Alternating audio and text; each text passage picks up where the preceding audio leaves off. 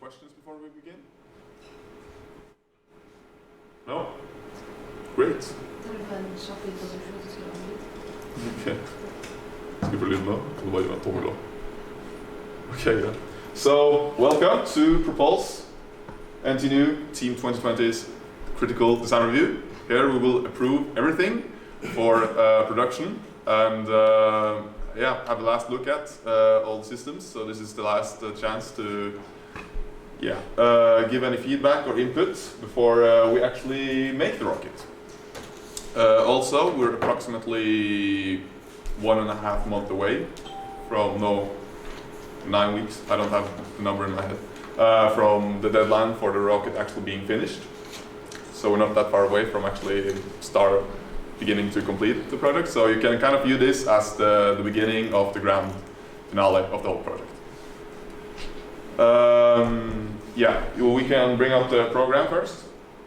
As you see, structure will begin, followed by payload, then recovery. We will then have a 30-minute break, then avionics. Then we will have some more internal information for you guys.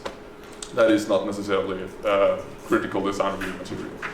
As you see, the last point will begin at approximately 3:15, or maybe later if time slots don't fit up too much. But we will always have a 15-minute break between each presentation.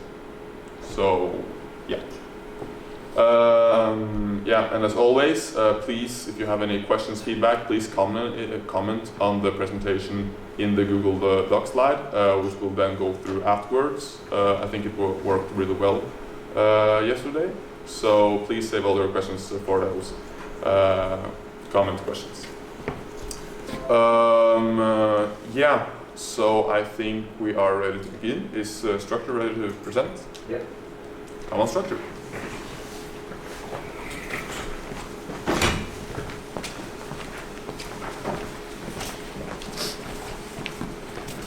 Do we have like a clicker or anything? Huh? A clicker? No. No. Okay. So good morning everyone. I'm going to give you a short insight into what the aero group does. First of all, I'm going to explain some calculations that we made because they set the foundation for all the design of the components. The thrust of our rocket is aimed for 5 kilonewtons, and we found this Saroni motor whose specifications are quite similar to the ones we are expecting for our motor. So we modeled ours with this one.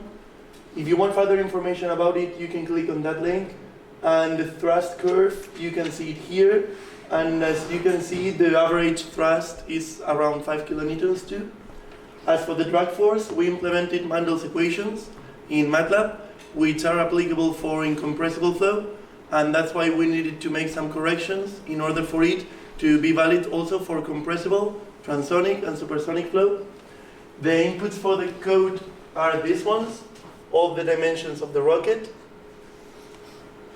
And if you are interested in what Mandel's equations are, you can see them in that link over there.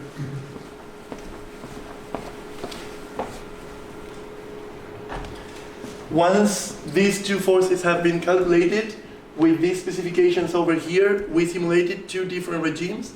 The subsonic one at 51 meters per second, which is supposed to be the launch speed, and the supersonic one at 411 meters per second, which corresponds to the terminal velocity of the rocket.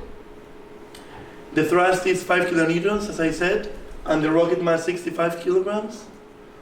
So, with a launch angle of 84 degrees, some basic physics, we come to these equations, and by implementing these and Mandel's equations, the results we get in MATLAB are these ones.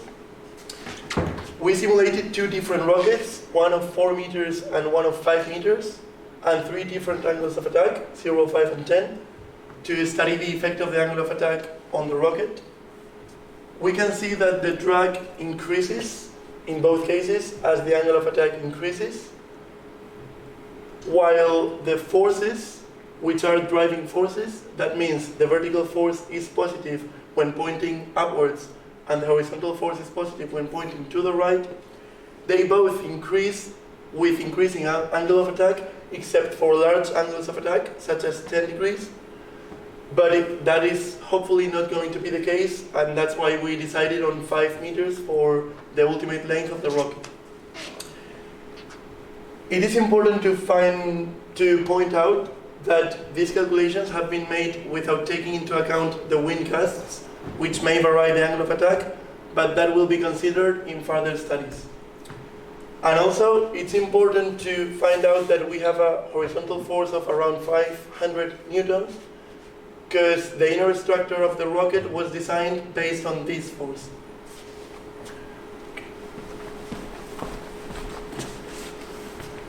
To finish with the calculations, I'm going to explain how we got the maximum velocity, the apogee, and the maximum range of the rocket. For the first two, we made use of these equations, which are obtained with some mechanics, the rocket equation, and doing some math. You can see the link over there. And the results we got are this for the maximum, the apogee, and this for the maximum velocity. While for the maximum range, we utilized the Open Rocket Simulator, and we got a maximum range of almost 7 kilometers. Before moving on to the first component of the rocket, I want to tell you about Penumbra, which is a simulator in C++ that we are planning on making soon, and hopefully it's going to be running soon, to study all the trajectory, the apogee of the rocket, and all the simulation of it.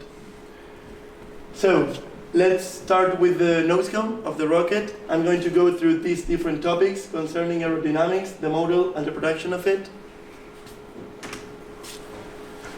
First of all, I'm going to discuss the 3 different shapes that are for the nose cone, which are the power series, the parabolic series, and the hack series.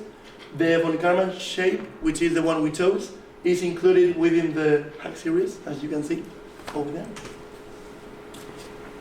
These 3 graphs show that both the 2 shapes that provide the greatest reduction of drag are the power series, especially this one, x to the power 1/2, which is this line over here, and the hack series, leaving the parabolic series farther behind. However, these differences in the reduction of drag become important just from a math number of 0.8, not really in the subsonic regime. Okay. As for this new graph, it plots the drag coefficient with respect to the fineness ratio, which is the length of the component over its width. We can see that the drag coefficient starts to go down considerably from a value of the fineness ratio of 4, and that's why we agreed on 4 calibers for the length of the nose cone. You might be wondering why we didn't go for a larger one, whose CD is even lower, and that's why, mainly because we needed to reduce the total length of the rocket, and that's why we went for 4 calibers in the end.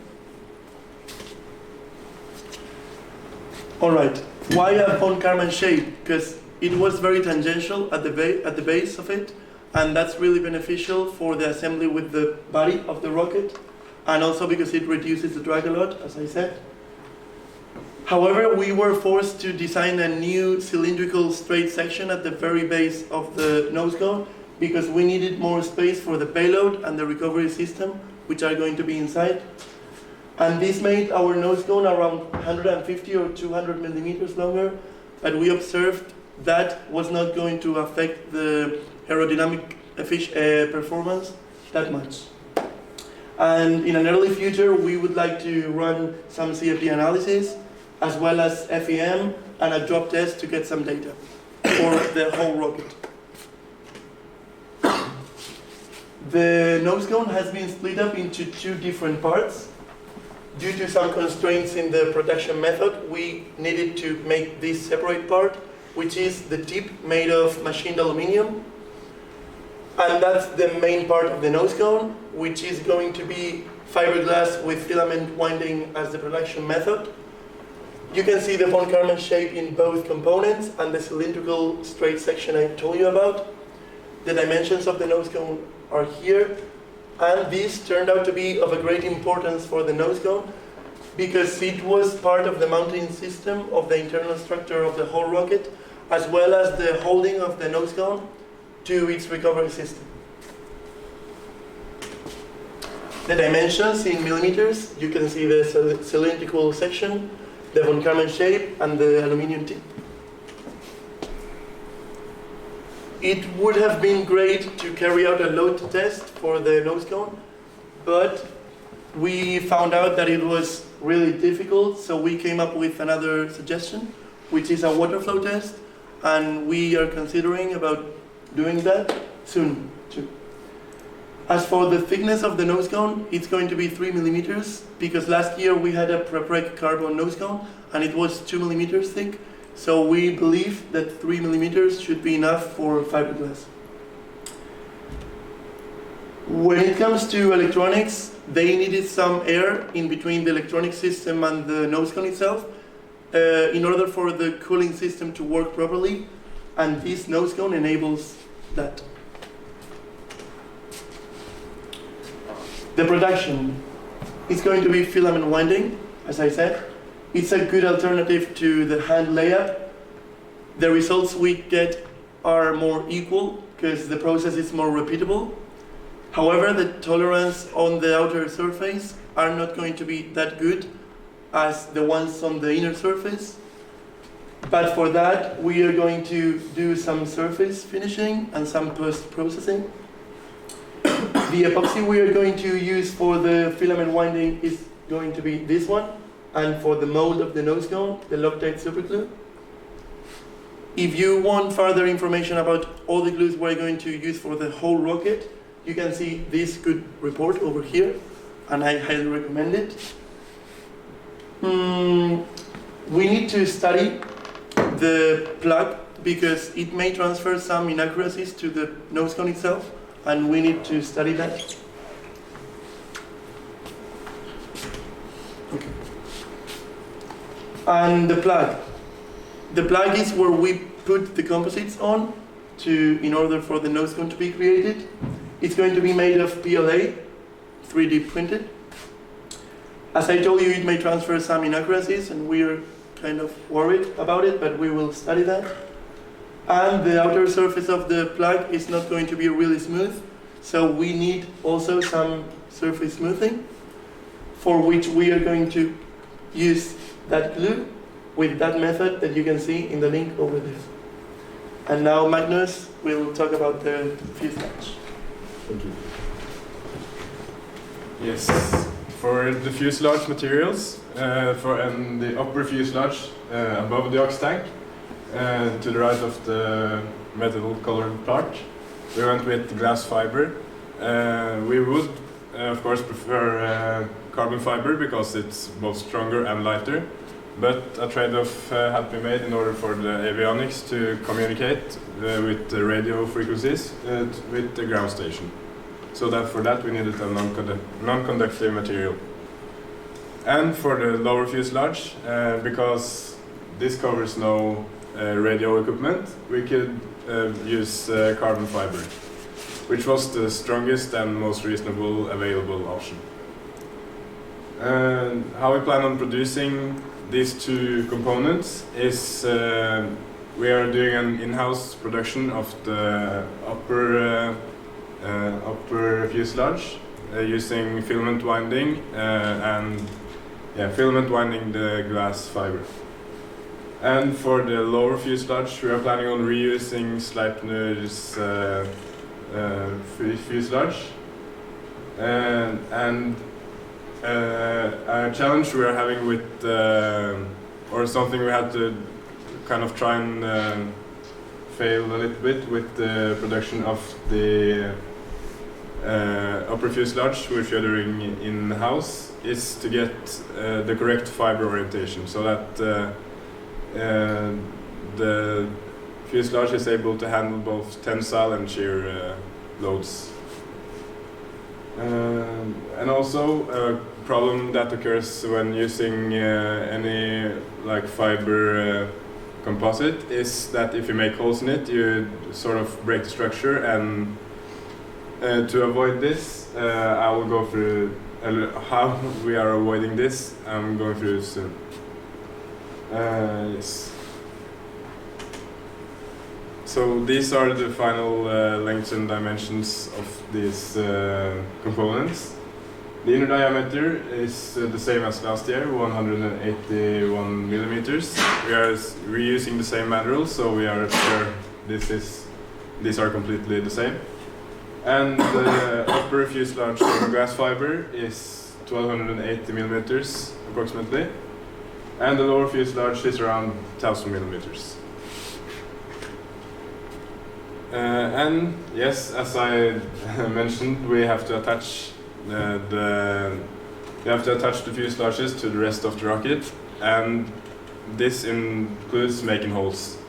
So we are gluing thin aluminum rings both on the inside and outside of the fuselage, allowing the bolts to, allowing the load of the bolts to be distributed more equal around the fuselage.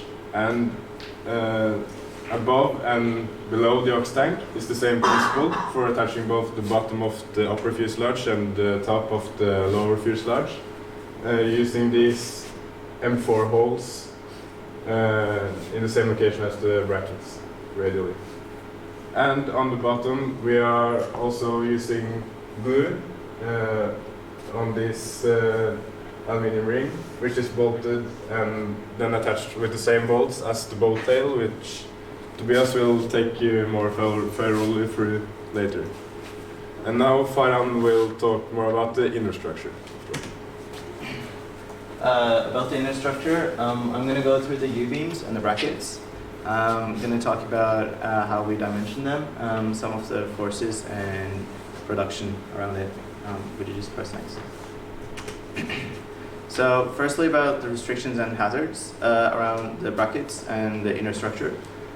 We wanted to get a material that had a low coefficient of linear expansion, as well as something that wouldn't erode while it's being shipped to the SA cup. So we wanted something, and as well something that was strong enough so during wind gusts, which we haven't done studies on yet, wouldn't affect the strength of the structure. So we went for aluminium 6082 U-beams. I'm going to talk about their design later, but more of the restrictions around the inner structure are the different systems.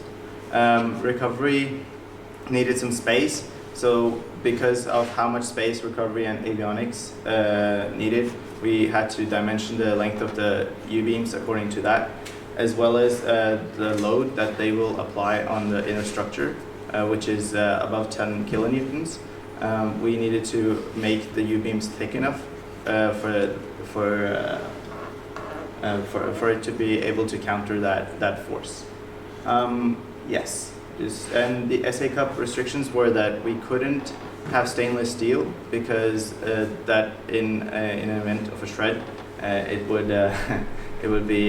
they would come down like in small pieces, really fast, really dangerous. So we had to go with aluminium because of that. All right. So the U-beam design, this is the machine drawing of it. We have currently concluded with 900 millimeters. That would give 330 millimeters to recovery and 570 for avionics, as well as other camera systems that they plan on using in there. The positioning of the U-beam, I will come back to in another slide where I have positioned them around the bulkhead. Before I go on, I want to tell you why we chose the U-beams over, for example, T-beams or I-beams. It's because of the second moment of area. The equation is there. I did some calculations based on that equation, and the second moment of area of a U-beam is stronger than the T-beam. It's because of its shape, which is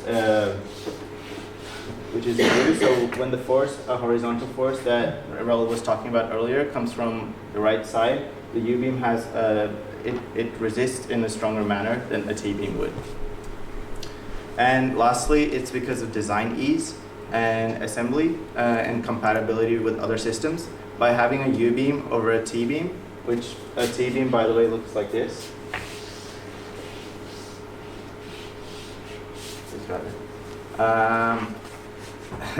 It would allow other systems to drill holes in it and attach their components to the U-beams in a much easier manner. The brackets that we're planning on using are bought off the shelf. Initially, we had designed our own brackets, but there was no way to confirm their strength. There was no way for us to know if they would be able to resist the forces applied on them. The ones we're getting commercially, they are at least rated for 700 newtons for a horizontal force that they would be able to resist. We still have to do some stretch tests on them, but that's because we don't have any data on it yet. However, they will be attached with the hexagon head M8, and the other ones will be attached with the hexagon head M4. And if you just go to the next slide, you will see what they look like. So these are the machine drawings of those brackets that are bought off the shelf. So these are the smaller ones, which will be attached with an M4 screw, and these are the bigger ones, which will be attached with an M8. This goes back to the forces I was talking about and why we chose production over buying. We did, however, produce our own U-beams because it's a lot easier to make and a lot easier to get a hold of than buying off the shelf in another country. This is how the structure looks like on the inside. So these are the smaller brackets and these are the bigger brackets. The brackets here,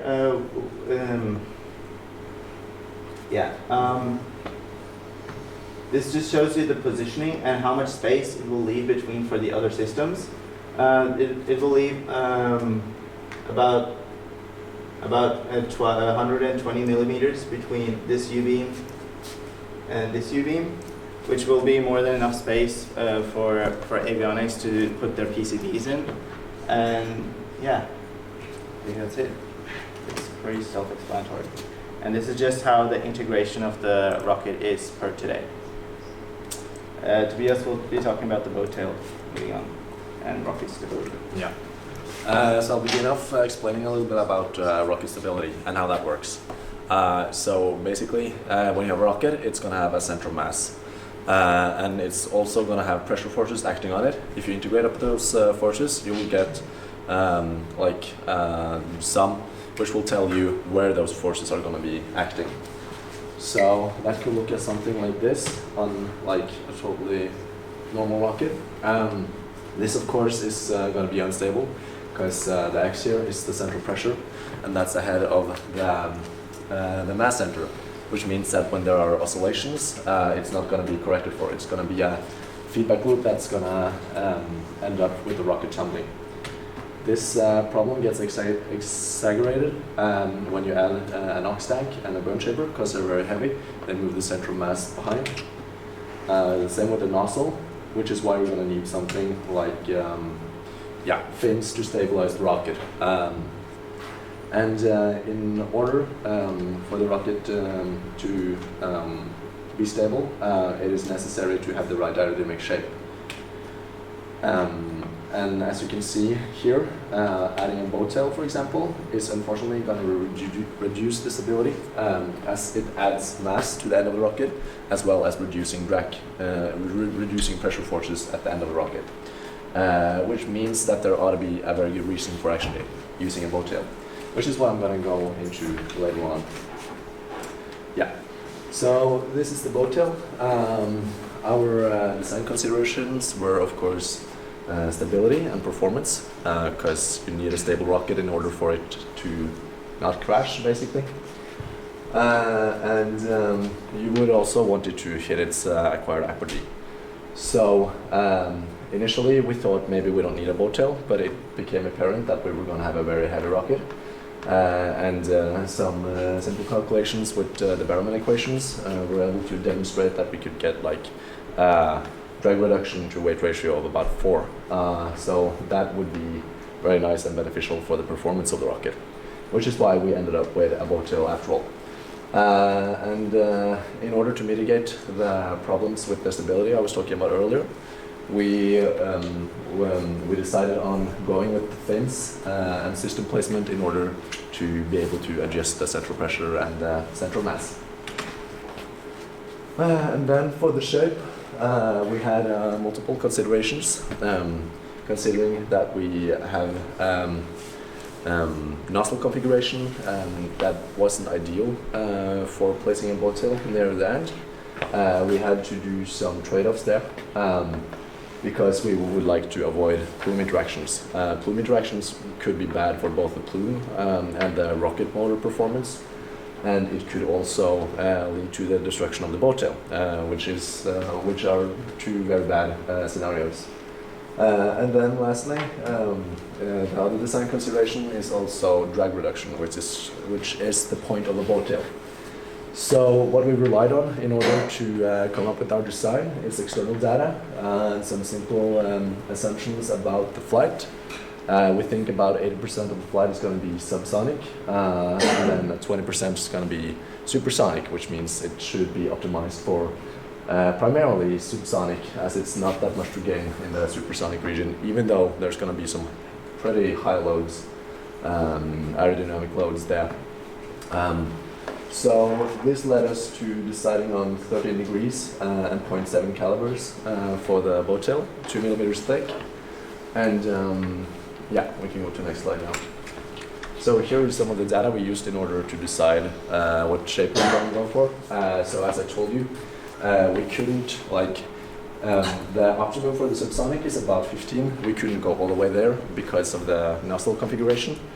And also, we would like to try to optimize a little bit for supersonic, which we found that 13 was a good compromise, as there's definitely more to gain in the subsonic region, as you can see, because it's way steeper than the other one. That's pretty shallow, so even though we optimize, you don't get that much. Yeah, and then for the material of the boat tail, we had to consider manufacturing and price, again plume interference, and reusability. As in the SA cap, there are additional points to gain based on whether or not you could fly a rocket again. So I can maybe start with the reusability part. In order to have a reusable rocket, we actually decided on having a fastening mechanism, which means that we were able to swap out the boat tail pretty easily. So even though it might deform under impact, it's not going to affect those points. And other than that, we have a pretty high risk of oxidation, as well as I told, there could be some deformation during impact. Which is why we decided on 50-57, not that much because of the oxidation part, but more because of the impact conditions, because it seems to be strong enough based on some simple calculations, and if not, it's not then. Then we were in discussion with the manufacturer, what they were able to manufacture for us, and then we found that aluminium 50-57, yeah, that one, were quite suitable for our purpose. So the ultimate production method is going to be metal spinning.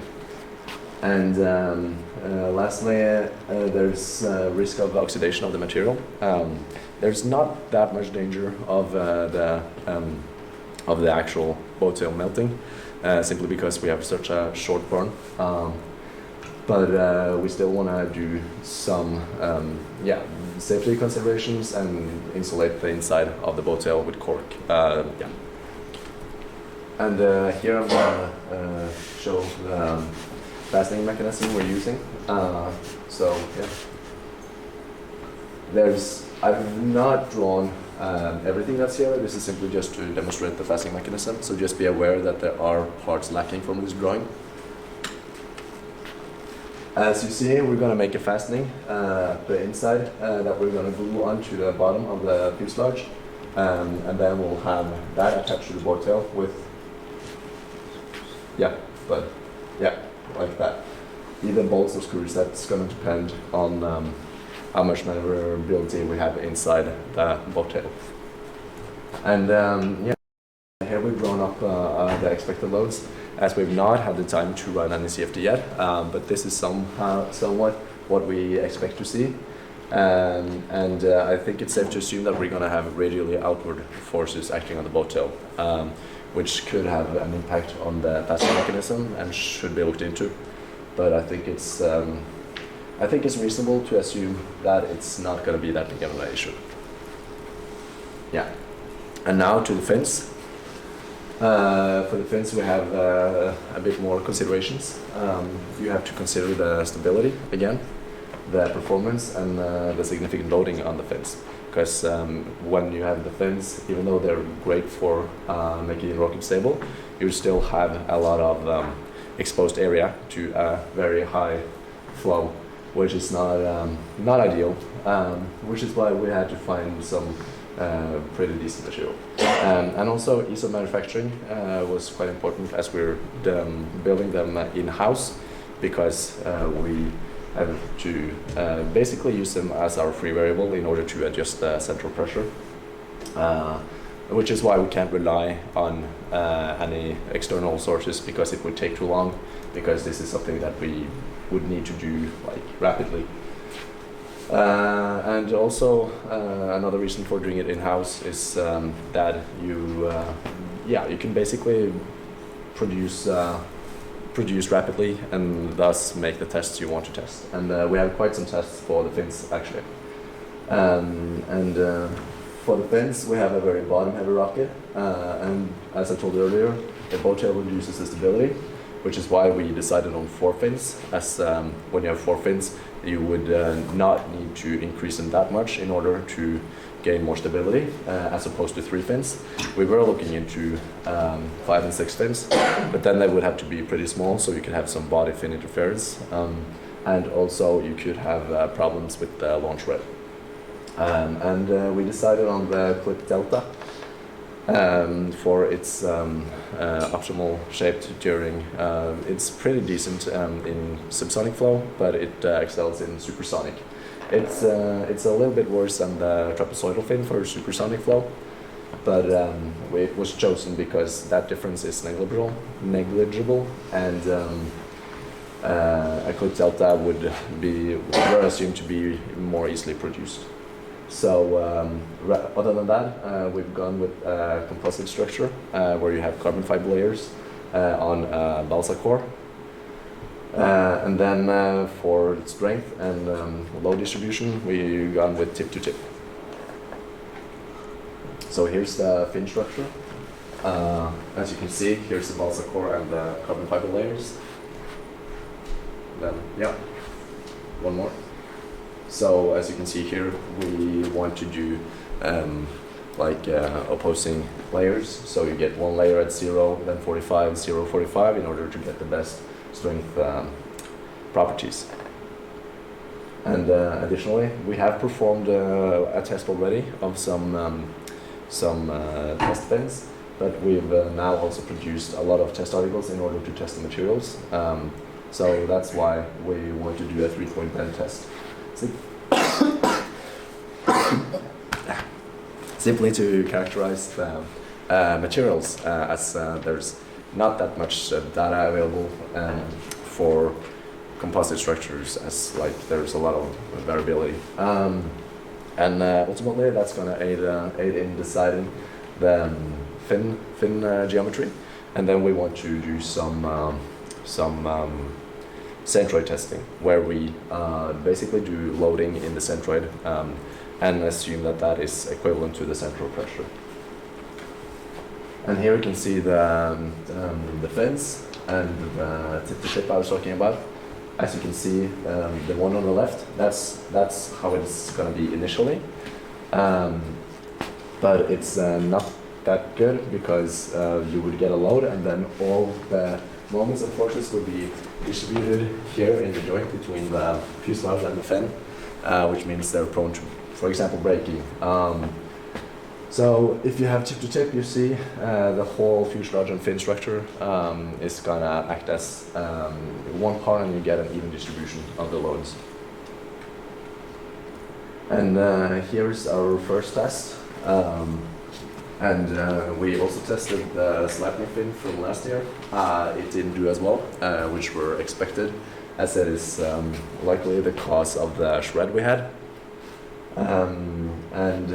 Then we did 3 different fins, one with 1 layer, one with 3 layers, and one with 5 layers. And as you can see, the The one with one layer did actually worse than the sliper one. So that was not as strong. That was probably because we went with no aluminium frame. But after that, we tested the two others, and our equipment were not able to destroy them, which definitely indicates that we need to do more testing, as we expect higher loads than 300 newtons. Yeah.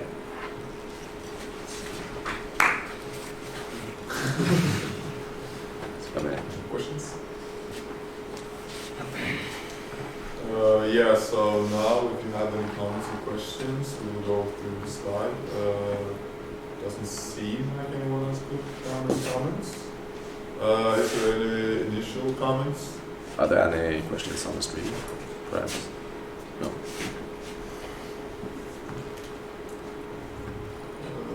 Yeah, I have a question. If you go back to slide number 19 with length and dimensions.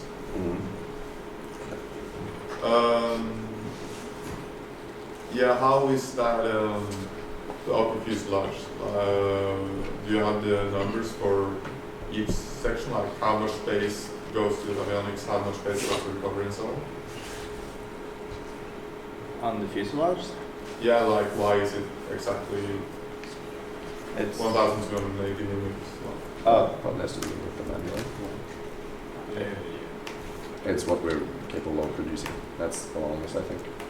partly because of that, and also because that's what is required by recovery and avionics. So they need the Hawk system to be under the U-beams.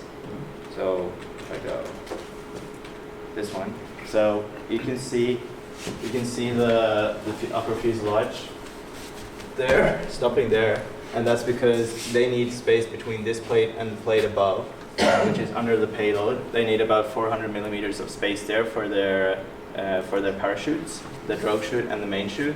And then they need also their Hawk system, which would be installed right below this plate, where they need an additional 330 millimeters.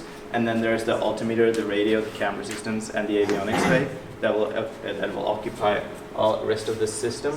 And all of this together will make about 1,280 millimeters long fuselage. Okay, so the recovery system requires in total around 700 millimeters. Yeah. So that means it's close to half meter will go into the avionics bay. Does avionics need half meter of space? No, not at all. So it can be shortened? Yes. How much space do you need? Be around 200 millimeters. Okay, so we can shorten it 30 Maybe centimeters. it's 250, yeah. The valves though. Yeah. We need valves from the Hawk. Yeah. Valves, the camera system, and We also need valves from the aux system, and then you have the camera systems, then you have the avionics, and then you also have the altimeter and the radio, and all of that has to fit in. If you can do it in less than half a meter, okay. But I haven't heard anything about that. And for the lower fuselage, it is as long as it is. It's because of the burn chamber, so it just covers that part.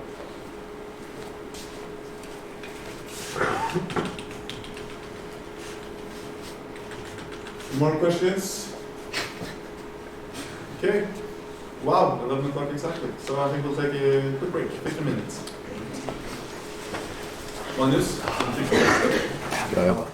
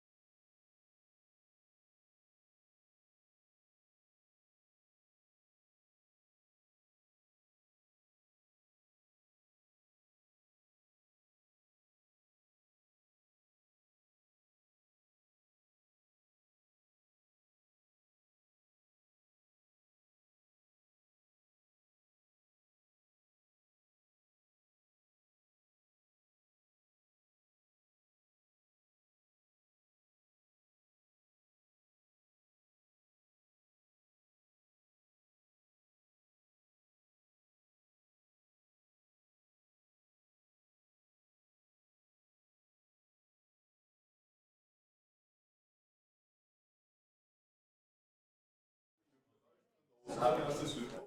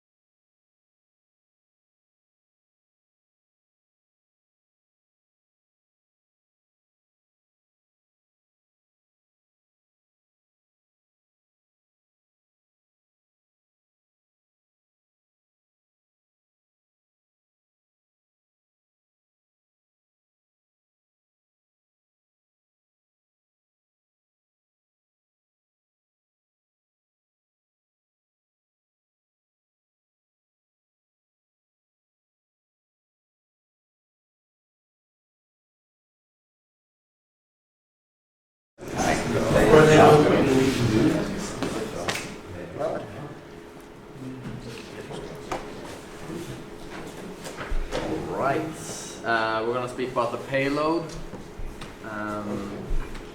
First, I want to talk about the mechanical aspects of the payload. There was a few challenges along the way. We got moved from the center of the rocket to the nose cone. This was to change the center of mass. We wanted the center of mass to become higher, and since the payload is supposed to weigh 4 kilos, then we moved it into the nose cone. This is the structure of the payload. It's designed this way because it gives good strength properties, as well as it gives a lot of space for the experiments. It's split into 2 parts, where one of the parts is for the Propulse experiment and one is for Saturn, which we are collaborating with. It's also designed this way so that we're going to have a plate that splits the 2 projects. The plate is going to be on top of these beams, and we can also decide that if one experiment needs more space, we can take the plate and place it below, so they get another 10 millimeters. The beams are made out of 10 by 10 millimeters, and they're currently under production. The problem is that there's a lot of movable parts here. All of the holes are threaded M4 holes, and but this is going to be strengthened with the walls that I'm going to show you. This is the final design of the payload. This is going to be 3 millimeters thick walls that are going to protect the experiments. They're going to be made out of aluminium 7000 series. We haven't really decided yet which specific alloy, but it's not. Anyways, it's going to have a high strength property. It's a pretty simple design. It's quite boring, but we're going to get some laser engraved logos on it as well. And for our sponsors. And this is the final design of the payload bay. As you can see, it's placed in the nose cone. It's going to be resting on a aluminium plate, and there's going to be some M4 screws that are going to hold it in place. And to be able to hold the nose cone to the rest of the body, we're just going to have a threaded pole which goes through the payload and into the nose tip. And the blue part, which you can see in the top of the nose cone, is extra layers of glass fiber, so that we get higher strength. So when when the threaded pole pulls the nose tip, then it's gonna be able to withstand all the pressure. It's a pretty. This design will protect the payload. It will. And there aren't that many movable parts inside the nose cone, so it will make it pretty safe from any other systems. This also makes it easy for us to fix the payload and work with it, because we can just remove the nose cone, take it to our own table, and we can work on the payload by ourselves without being dependent on any other system. Right below the payload plate is the recovery system, and it's quite important that it's airtight. That's why we chose this design as well, because the aluminium plate is going to be airtight to the payload bay, so none of the CO2 that's needed for the recovery system goes inside the payload or inside the nose cone. There's a challenge is that there aren't that many there's not that many parts that withstand the X and the Y forces that may occur, but we have backup plans if we find through testing that this will be an issue by, for example, using wooden rings around the payload to be able to center it, for example. And this is a picture of the payload, the aluminium plate, the payload plate, which was in the previous picture. We did some FEA analysis, and it shows that And this is the top of the payload, which I just showed you. It was and there's supposed to be a threaded pole through that plate.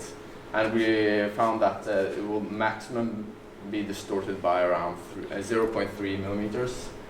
And yeah, which is acceptable. And this was when we added a force of 1,000 newtons, which is more than what we are likely to experience. And in production, this is going to be virtually free through sponsors and Byåsen High School. Yeah, that's pretty nice. Yeah. Here is just a duration list, just for reference. I go through everything. So the payloads, we are having 3 systems this year. We got a camera system that is placed over the engine in the avionics bay. We got a CERN calibration that will take place in the biggest part of the CubeSat. And we got a final experiment called the controlling moment gyroscope that is placed in the last part of the CubeSat. And the status of the systems is that the camera system is in final design. The control moment gyroscope, we have a prototype finished, and the final design is underway. And the CERN calibration is taking a little bit longer, so we are still in design phase. So just the requirements for the CubeSat. For the SA Cup, give us some rules of what you can do and what you need to meet. And the minimum dimensions is 107 times 300 millimeters. And the weight is minimum 4 kilos. So we don't have it's hard to meet that. So it's not like we are not focusing on having parts that are not heavy. And the CubeSat needs to be totally independent of everything else except the communication line. So we need batteries, we need software, and we need everything to function. So the CERN experiment. So what are we gonna do? The experiment will the CERN is developing an oscillating heat pipe. This is basically a device that is used to transfer heat away from components, for example, CPUs and sensors. And they plan to use it on sensitive hardware and space hardware. So that's cool. And the plate itself is not that big. It is 59 times 19 and only 1 millimeter thick. So it's really fragile because everything is made of glass. And to have this on the rocket, you need to glue it on a surface that is not does not cover heat. So you need to do it on a wood or something else with low thermal conductivity. So the test principle is to simulate that you have a CPU. So we're going to heat one section of the pipe and cool the other section. And this is done when we are experiencing low gravity forces. That's why we are in the rocket. And we are going to measure the temperature on few places, 8 sensors. So the test setup is a heater. It's a pelleter motor that is basically something that cools. And we need everything else with temperature sensors, power supplies, and data acquisition. And things above, that's on CERN. So we will not care about that. And our objectives is secure integration, so it doesn't shake off in there. It's to give them the longest possible low gravity environment. And this is of course you need just yeah, right now it looks like you can give them under 1G for 0.2 seconds. And yeah, we're gonna measure temperature with the accuracy of 0.3 degrees. We are aiming for 0.1. And of course we need a successful recovery. Just some slides about the components. To heat one end, we're gonna have a film heater. It's not that big, and it's about 10 watts. For cooling the other end, that's a little harder. We need a pelleter motor, also called a THC. It's cooling by removing heat, so you remove heat from this side and get a lot of heat on this side. And the problem there is that you need a heat sink on the warm side to remove that heat, otherwise you will destroy the device. So the custom heat sink, it's custom because each application with heat sinks are different. So both the performance, size and attachment method means that there is nothing on the market that accommodates our needs. And the worst case performance need is 15 watts per square centimeter, so it's quite a lot of heat. But it's not a lot of heat for a long time, so the max theoretical heat at least is 1200 joules, and with a 2 liters space with air, that's only gonna heat up the internal volume by 2.8 Celsius. And we are talking with heatsink companies to outsource the production. To measure the temperature, we're going out 8 sensors. These sensors need the ADCs to both gain the signal and read of it. And uncalibrated, it does not meet the requirement, but when you calibrate, it shouldn't be that hard. On the temp range, yeah, we are going just from 0 to 100 on our measurements, so that's met. And communication over SPI. So then it's our second experiment, a CMG. Just give you a quick look of the prototype. So the current concept here is that you have a motor that is spinning a mass, and when you tilt that, then you create a torque on the system as a whole. So this torque can be controlled by controlling the rotation change with a servo motor. So we are going to try to control that so that the system always is going in a specific direction, regardless of how the rocket is doing. The prototype here, it's 3D printed, and the goal was just to confirm the concept, and it was really successful. And just about the components, we got a wheel that is 0.17 kilos and 40 millimeters in diameter.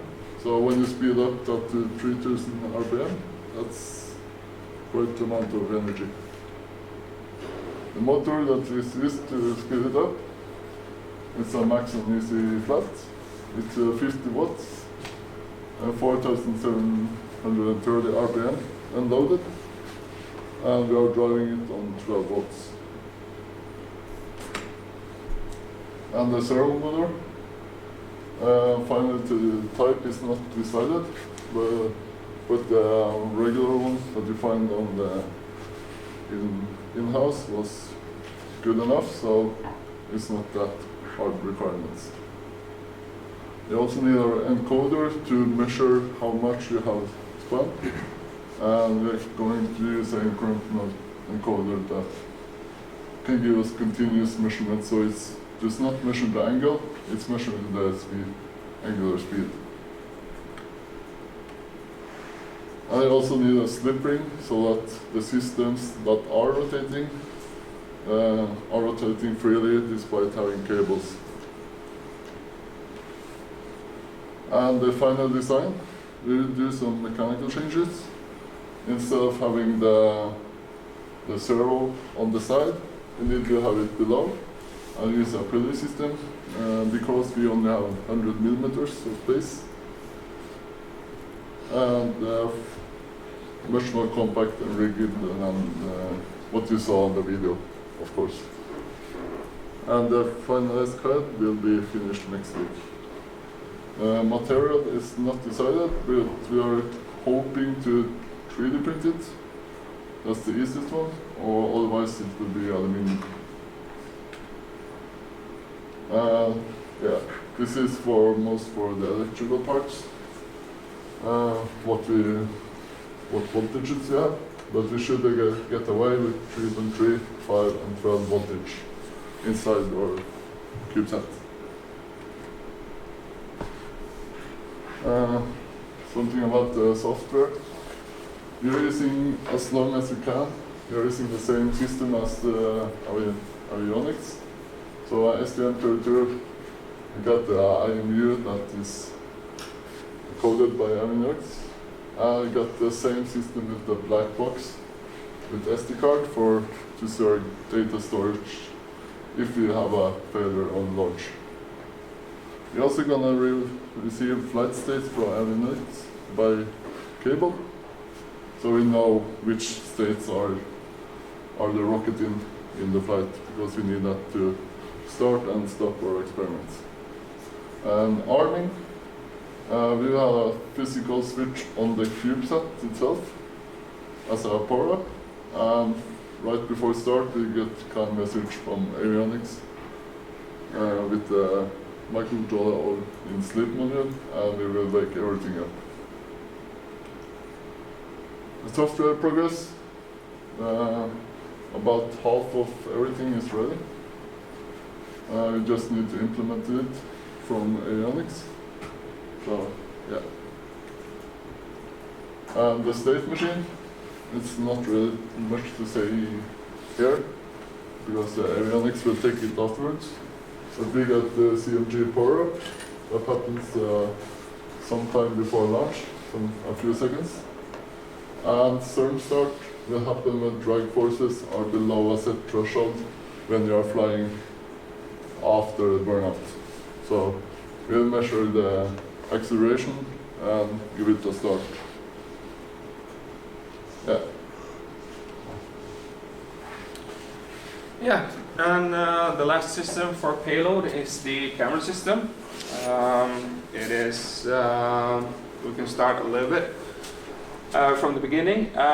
It was initially a part of the payload itself inside the CubeSat, but that did not work as there were several issues due to some possible rule constrictions from the SA Cup, and also the complexity of the payload as it would have been. So it was later moved and is now totally independent from payload, and is currently located in the valve bay. The estimated total height that we need is around 100 millimeters, so it's not that big. The main function is to record the flight of the rocket to give us valuable information about the rocket's behavior when it is flying. And it could be potentially used as a data set for future rocket projects in Propulse, if we're planning on doing self-landing rockets. And the footage can later again be processed into a virtual reality movie, so that we have an immersive way to see the flight of the rocket. The secondary function is to stream some of the footage from one of the cameras down to the ground during the flight, so we have live feed from the rocket while it is flying, which is handy to have in case we see something that's happening.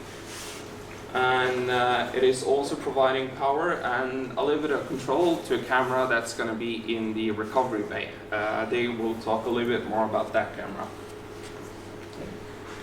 The cameras that are going to be used are Hawkeye Firefly split cameras. They are mainly used for FPV, for drones, but they're versatile usage. They're very versatile, so we can use them for our purpose.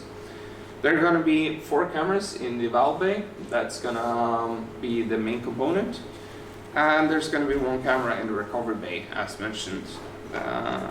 They are very versatile with the voltage, so they can be easily powered. And they don't draw that much power from each. The system is going to be designed in such a way that it's pretty easy to use, so it's just plug and play. Basically just turn it on and it would start by itself. And what's handy with this camera is that they have a function so that will start recording automatically when we turn them on. And they will save the footage directly to their own SD card. Some of the dimensions. The camera itself is split into 2 parts. You have the camera module itself, which is 22 by 22 by 25 millimeters. The outer lens diameter is 17.5 millimeters, so the lens, the hole for the lens in the rocket itself has to be around 18 millimeters. And you have the PCB for the camera itself, which is a little bit bigger, but it's pretty nice because it's split from the camera, so they can be positioned anywhere in the rocket. So the camera itself doesn't take that much space on where they're gonna fit. So that was one of the main reasons that why we picked this. We also have an HDMI encoder, which is for the secondary function for streaming. Since the cameras can output an HDMI, we will take one of the cameras and we will take the HDMI output from one of them, and we're going to encode it into some type of Ethernet protocol, because that makes it easier for radio to send it down for us. We got to borrow this one from the Radio Nord, so we thank them very much for this, and it is currently placed in recovery bay because it fits there pretty nicely. It too is very versatile, so we don't have to think much about the voltage range. It draws a little bit more power, but it's been taken into account. And this is the current, this is the size of it. What is neat about this module is that it has a hole in directly into it, so it's going to be a little bit easier to mount on the inside the rocket. So we can just either put it on a U-beam or someplace else that has a plate, which we'll see later. And the last thing that we have is the power supply that we're going to use. It is a battery pack that we're going to make in-house. It's going to consist of 3 cells, so it's going to be able to deliver around 11.1 volts to the whole camera system as itself. It's not yet decided if we need a voltage regulator, but it could be nice, so we're still looking into that. And the battery pack is going to be activated by avionics through a 3.3 logical gate. We're either going to use a relay or a MOSFET for this. This is not yet decided, as we still don't know how a relay would work with a low voltage from avionics. With the current estimations, with the batteries that are 3,200 milliamp hours, the estimated battery life is 1.5 hours. It is grossly overestimated, as it is quite nice to have a battery system that does not need to be charged in case something happens, if we have to abort the launch or something. So it can be run several times without being worried of it going out, run out of battery. The placement for the cameras are in the valve bay. We're going to have 4 cameras that are going to be placed 90 degrees between each other on around the structure. and they're going to film outwards. The battery pack is also going to be placed near the valve due to placement, and they actually fit down there. We're still missing the PCBs on placement here, but as mentioned earlier, they're not going to be a problem as they can be pretty much fit anywhere within a certain amount of radius from the cameras. And initial plan, we planned on having the cameras angled downwards, but that could introduce a lot of unnecessary drag. So the cameras are not going to be fit flush towards the fuselage of the rocket. So it's not going to be a problem with the drag.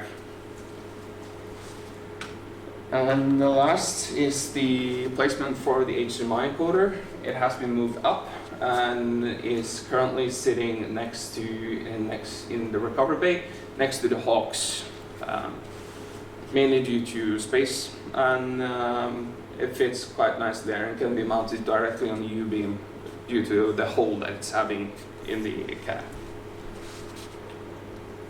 And the way it's going to be worked is that, as mentioned, is that it's going to be simply plug and play. Just turn it on and it's going to work by itself. It's going to take an input of 3.3 volts, which is a digital logic from avionics. It's going to be armed during the arm stage. So what's going to happen is that it's going to activate, and the cameras are then going to start recording automatically as soon as they boot up. The HMI encoder as well is going to start encoding and send the signal down to radio so that we get a live feed from the rocket. And it's going to continue to record until record and stream the video until the rocket has detected that it's landed, and it's going to stay on for a few minutes to make sure that everything is saved, and then it's going to deactivate itself so it doesn't run out of power. Yeah.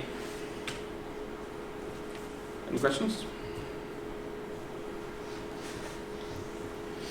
Jonas?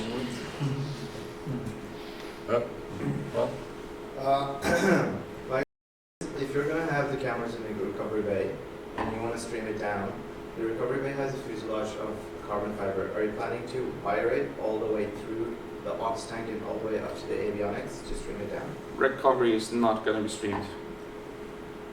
I think the cameras in the by valve bay you mean on top of the aux tank, right? Yeah, I mean on top of the aux tank. Because it's called top of the aux tank, not valve bay. Okay, top Valve of bay the is aux on the tank. other side. Some of confusion there.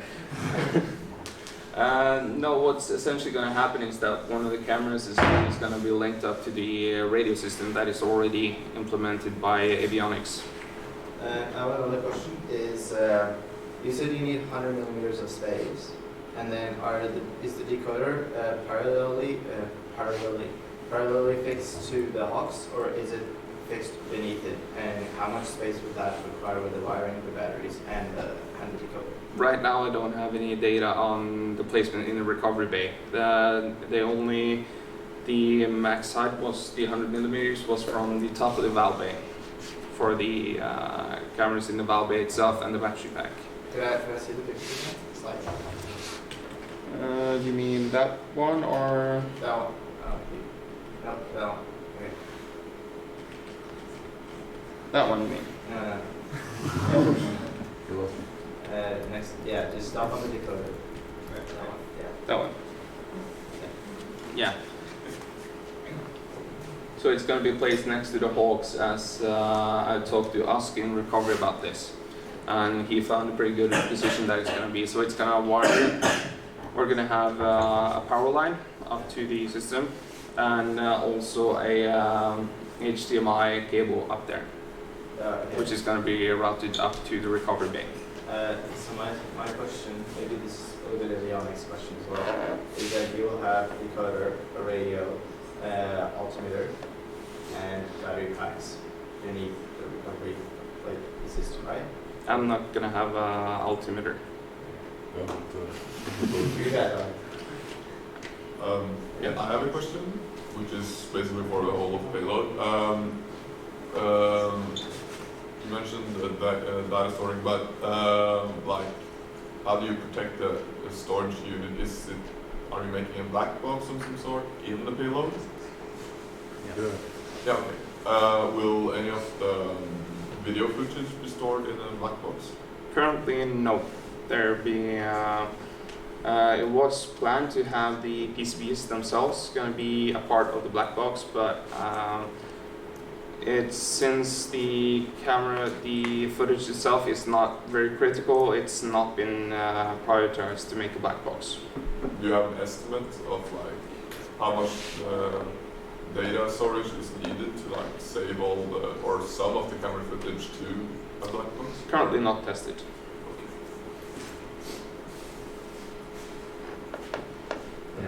Why have you decided that the footage is not critical? Basically because we feel that the other information from the rocket itself is more mandatory and or more required to save, and the camera system itself has kind of been a secondary function itself for payload, but it's been worked a bit more with, so we're still looking into maybe making a black box for it. But that might require some modifications on the cameras themselves, which is a little bit more tricky. So the telemetry is what's now saved in the black box. Yeah, we are not a part of the telemetry. Oh yeah, of course, yeah. Awesome. If the cameras are looking straight out, I assume they won't be able to see like things or any other part of the rocket. No, with They're the actually filming. they're filming straight out, so that we're seeing the landscape itself. It was planned to have them angled down, but that would still, with the cameras that were chose, that would still not depict the fins very easily anyways. So that's why we chose to go with them not being angled and filming straight out. So it's great, we don't know. Then we see it on the footage basically, but then it's too late. Yeah. Did you go to slide 46? 46.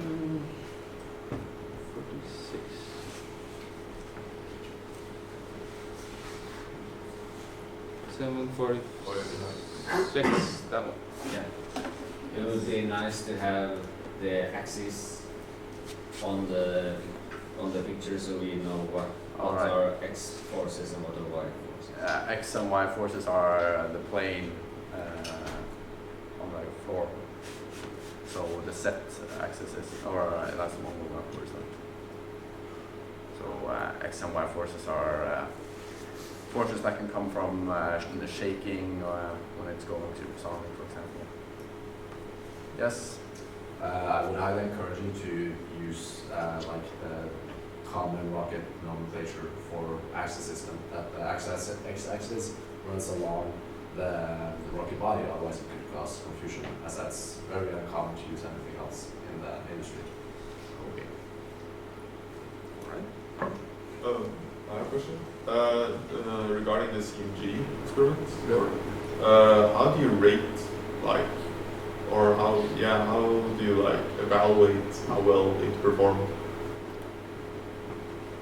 You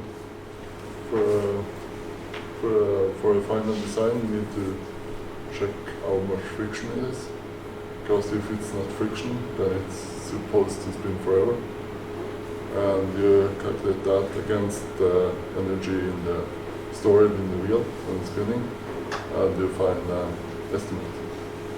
Okay, so it's how energy efficient the CMG is, or how accurate the CMG is? Like what are you looking at? Like what are testing sort of with the CMG? We're testing to keep the CMG, because the rocket is going to spin itself, that's almost entirely sure, and we are looking to keep the rotation. Yeah. Okay, so it's accurate. You're looking at the accuracy of Keeping position. Okay. Yeah. Any more questions? Yeah, regarding the 3D printing of the CMG experiment, I think it was slide number 72. Yeah, 72. How do you plan on testing or like scaling the structure for eventually 3D printing? Like, what forces do you consider? First of all is the launch forces, and second is the vibrations. So you need to do an FEM analysis on it, and not start looking into it too much, but you have a plan for it. Also regarding the CMG, is there any way that the judges may argue that this can affect the trajectory and steering of the rockets? Yes, but no. It's not that much force or energy stored. So if you take the hand on it, you're gonna stop it immediately. It's not like Yeah, and if they do decide that it's not allowed in the competition, then we just turn it off during flight. And you can rather understand, explain or show how it works. But during flight, just deactivate it. But if that that's the won't case. happen.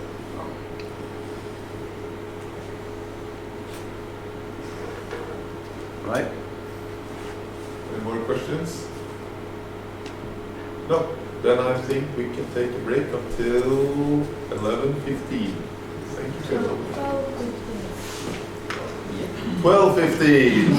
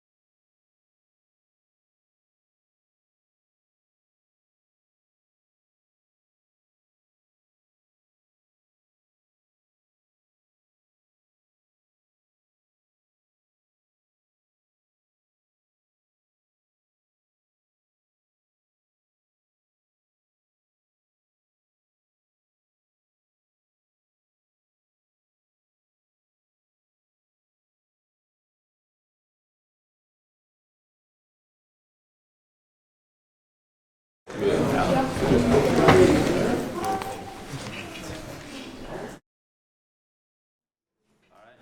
to the recoveries part of the presentation. We're going to present in 3 parts. I'll do the deployment mechanisms, Thomas will do the electronics, and then we'll do the parachutes in the end. Just to clarify, this is how we, like the nomenclature we use when we talk about the different parts of the rocket. The avionics bay is where the hawks are located, and the PCBs and so forth. The recovery bay is where the parachute is, and the payload bay is where the payload is. And just to make sure everybody is on the same page here, like the mission profile, I guess, looks a bit like this.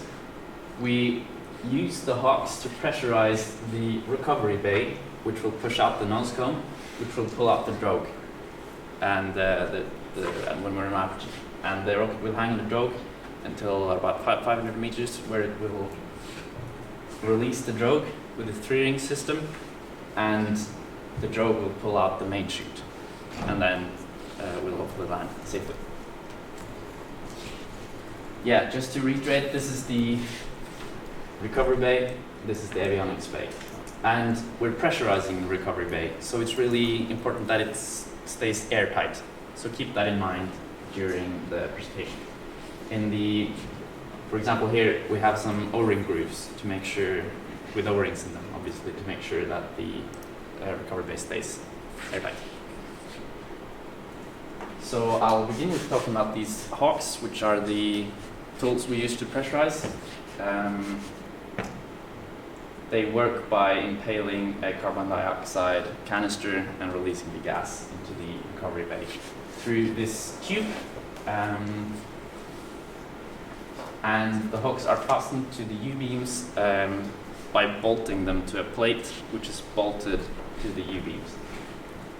We're having 2 hooks due to redundancy reasons, where one of them will be one of them will be connected to the Ultimax, while the other will be connected to our own PCBs. The way we arm these is by inserting arming pins, basically, or we arm them by removing them, but we have to have them inserted, and they have to be inserted through the fuselage, and so we'll have to put the fuselage on while the hooks are armed, and then we need to put in the arming pins afterwards. Yeah, that's the hooks. We have done some quick calculations on like the pressure inside and the forces resulting from it, which looks to be quite big. So that's why we don't trust it, and we will rely on testing. But I suppose this is just to show that it's important to keep it airtight, because even the tiniest leak will make it useless. Yeah, we tested this before Christmas. I guess just to illustrate, we can show that.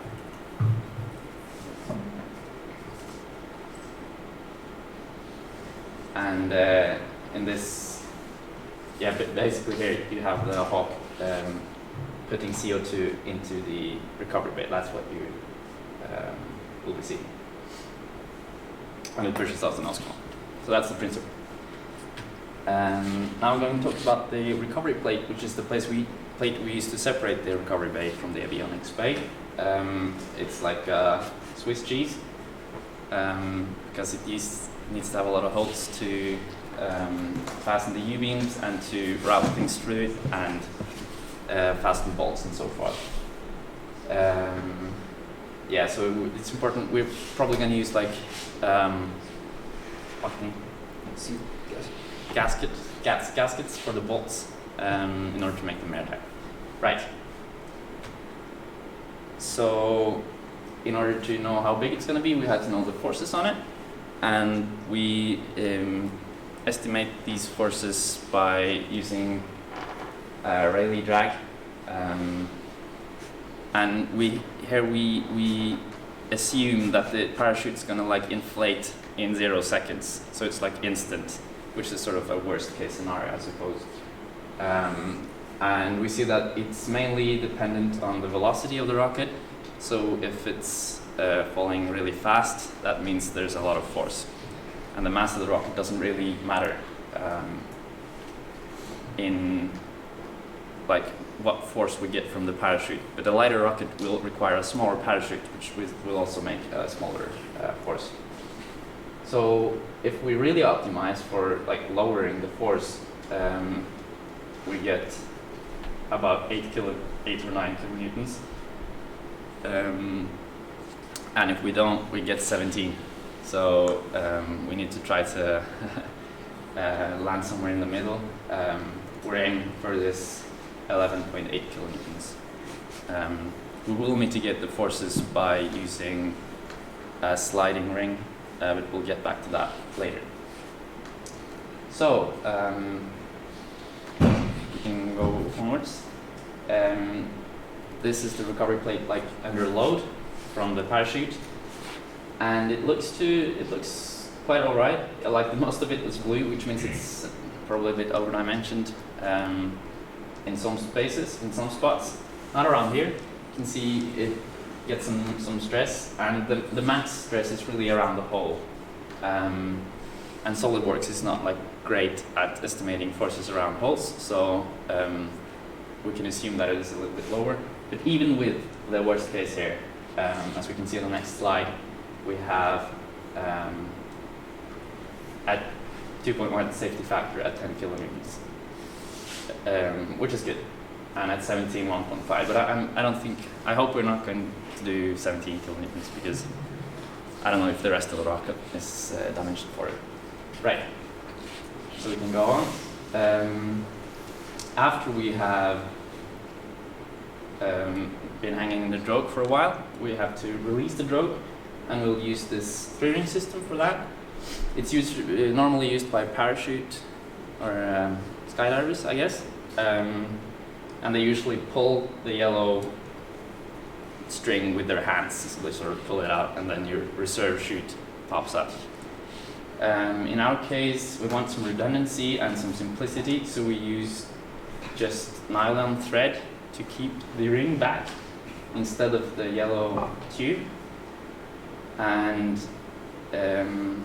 it seems to work quite well in our tests. In the next one, you can see how we plan to cut the nylon threads, which is by a nichrome wire or a resistance wire, which will heat up when you pass current through it, and will sear the thread over. And I believe we have a video of one of our tests. And it goes really fast. It doesn't really get time to glow even. And still the thread can withstand. We haven't tested how much the thread can withstand yet. That will come in the future. But so far we've been hanging it from the ceiling and pulling at it with all our weight, and it works fine. So that's a good start, I suppose. Right. And in the recovery bay, we also have we have these different systems that needs to be powered, and we plan to route the wires through a wire gland. So we have one wire gland with a thick wire with 14 singular wires going through it, or between 10 and 14, I guess. I've said 12 here, but we're not quite sure how many wires the pressure sensor is going to need. But anyway, we'll scale it for whatever we need. It's going to the three-ring system, which needs power to make the nichrome wires heat up, and we need it to the camera and to the pressure sensor if it's going to be located here. So that's the wire gland, and one of the components that the wire gland is powering is basically the camera, where we plan to sort of put it inside a box inside the recovery bay, so that we can watch the parachutes unfold afterwards, or the main chute unfold at least. The wire, it's just a protective box, which I think will tape with a heavy-duty tape to the inside of the recovery bay. because it needs to be inserted after all the bolts, and we don't really want to drill any more holes in the recovery plate. Right. I think that's it. I will talk about the electric parts of the recovery system. All of the recovery computation is in the avionics PCB stack, especially at the top two. We are using the sensors from them, such as pressure sensor, accelerometer, and GPS module. Recovery will cover more about these sensors in details. But we need an extra sensor in the recovery bay as well. Temporarily, we choose this sensor, which is from TE connectivity. It's where communicate to I2C interface. It's in the range we wanted, between 0 and 6 bar. The temperature range is normal. Accuracy is very high, and it requires very low power. And for the programming of the functions, we use STM32 cube ID, which Avionics will also talk about. But the concept is very simple, actually. To communicate to sensors, we need to interface up. And the good thing about the CubeMX is that you can choose, just choose connectivity, and then change settings and press generate code. Then the CubeMX will generate the initializations of the interfacing. So we don't have to do much on that part. So we can program the system more efficient. The most crucial part of the recovery system is the recovery function. It will heavily depends on the FSM, both in the states and above all states. And of course, we are utilizing the variables from the sensors we just mentioned. The most three important states that we want are aptitude detection, which is we are using the pressure data and calculate the altitude, and also we need to run it through the Kalman filter for more accuracy. And then we have drogue and main deployment states. Yes, this is a recovery code from last year. As I mentioned, we will not use this one, but we will build a lot on this function. The logic is actually quite simple. We start with initiations, and basically we check altitude in all the time in the loop. If the computer observes that the altitude is falling, then we will deploy drogue. And when we reach and when we're falling down below 500 meters above the ground, we will deploy main. Yes, this is what the altitude data might look like in reality. Yes, and we are aware of the supersonic shock wave that may occur in our data as well. So, because we program the chute deployment to deploy when the altitude is falling, so if we get false data here, so it will not work Yes, to handle this, I came up with some ideas. The first one is to observe the acceleration and basically just pause the recovery function until the acceleration is going negative. But we will face some problem there as well, such that because even if the acceleration is changing, we will also get the supersonic shock wave after the acceleration. So that may not work. So if we want to use this method, I suggest that we have a timer, which the value of the timer will come from the simulation. But if we time it wrong, it might screw the system as well. So I think the best method to avoid these are to measure speed, either by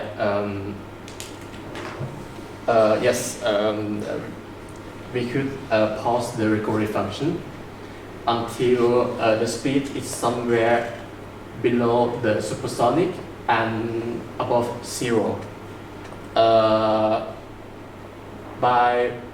We could measure the speed by integrating rather from accelerometer.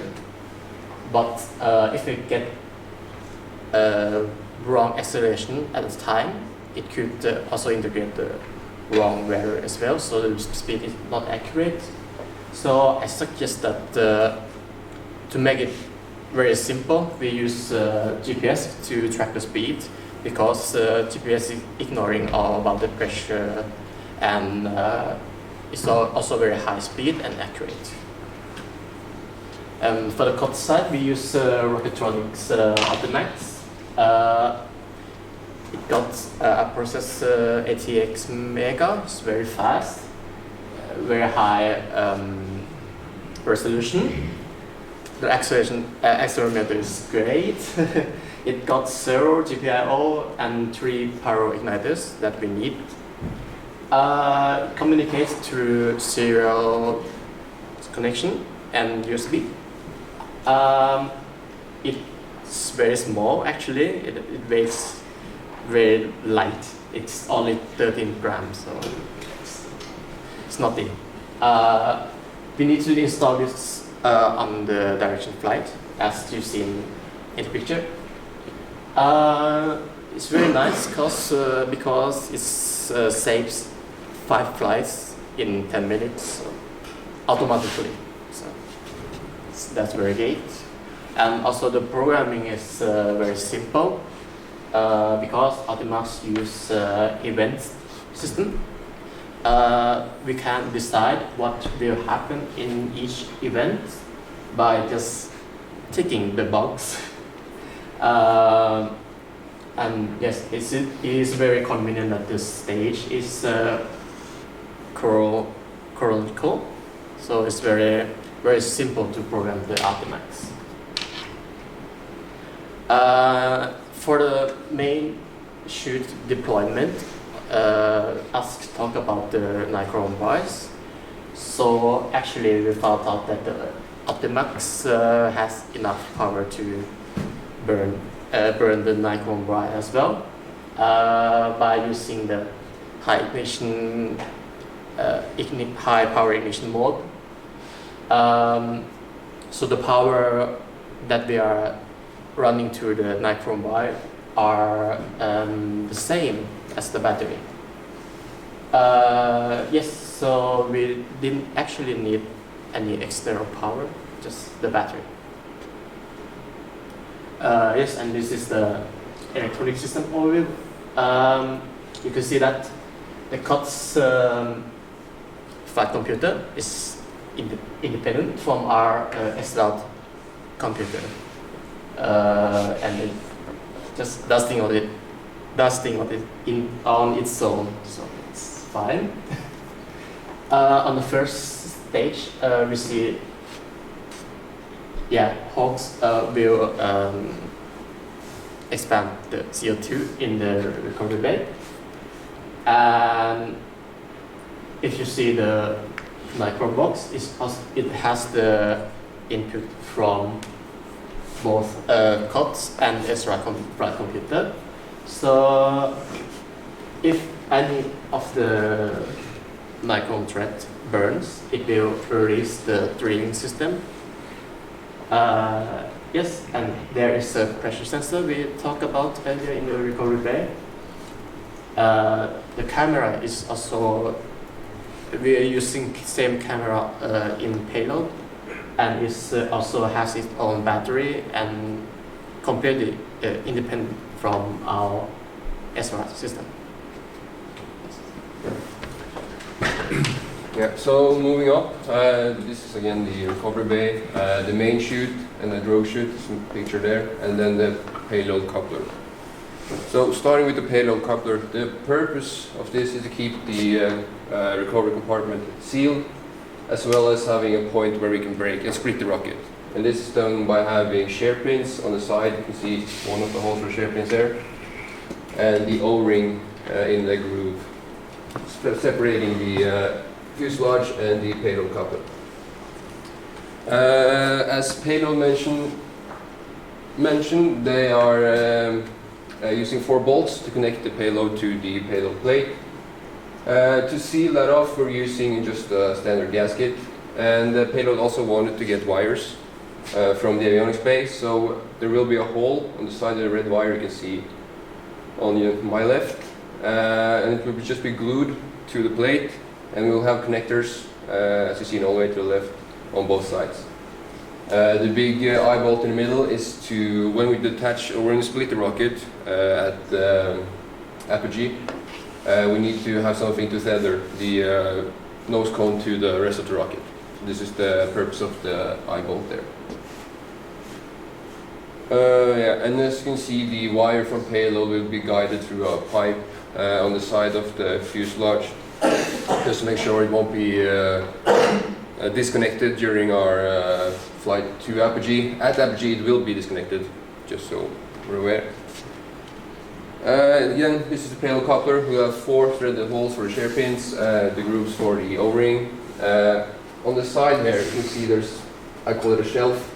The nose cone will stop at the top, as Payload explained, and the fuselage from down there will stop at that edge.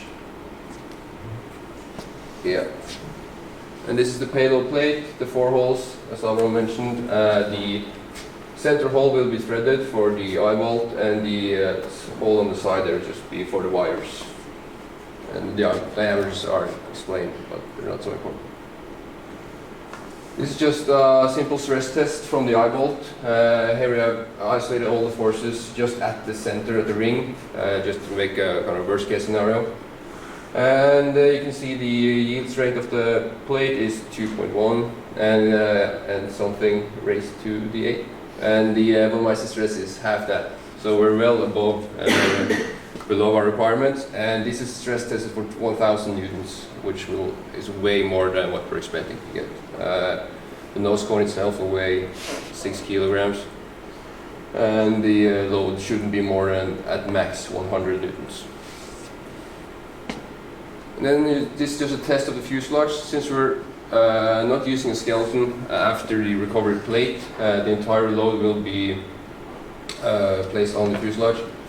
The compressional forces shouldn't be a problem. What we're worried about, really unsure about, is the load from the side. Since we don't know how big they will be, we did just a simple calculation in SolidWorks with, again, 1,000 newtons hanging on the side of the ring there. And our displacement is 0.1 millimeters, so we should be fine. But we will test this later. And this is an overview of how the system will look, or how it's all connected. We have the drogue at the top. We have a quick link with just a simple ring which we could separate to connect things. One wire goes down to the nose cone, connected to the eye bolt, as explained. The freewheeling systems goes to the main chute. A shock cord goes down to the fuselage. We have a fireball, which I will explain what is later, and a swivel link to prevent the rotation of the rocket and to prevent that the rocket doesn't affect the deployment of the main chute. And this is the eye bolt. It's rated to 400 kilograms, which is more than we need.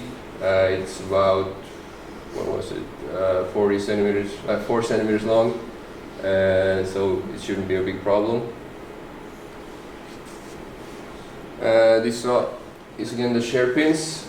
We have bought several of them.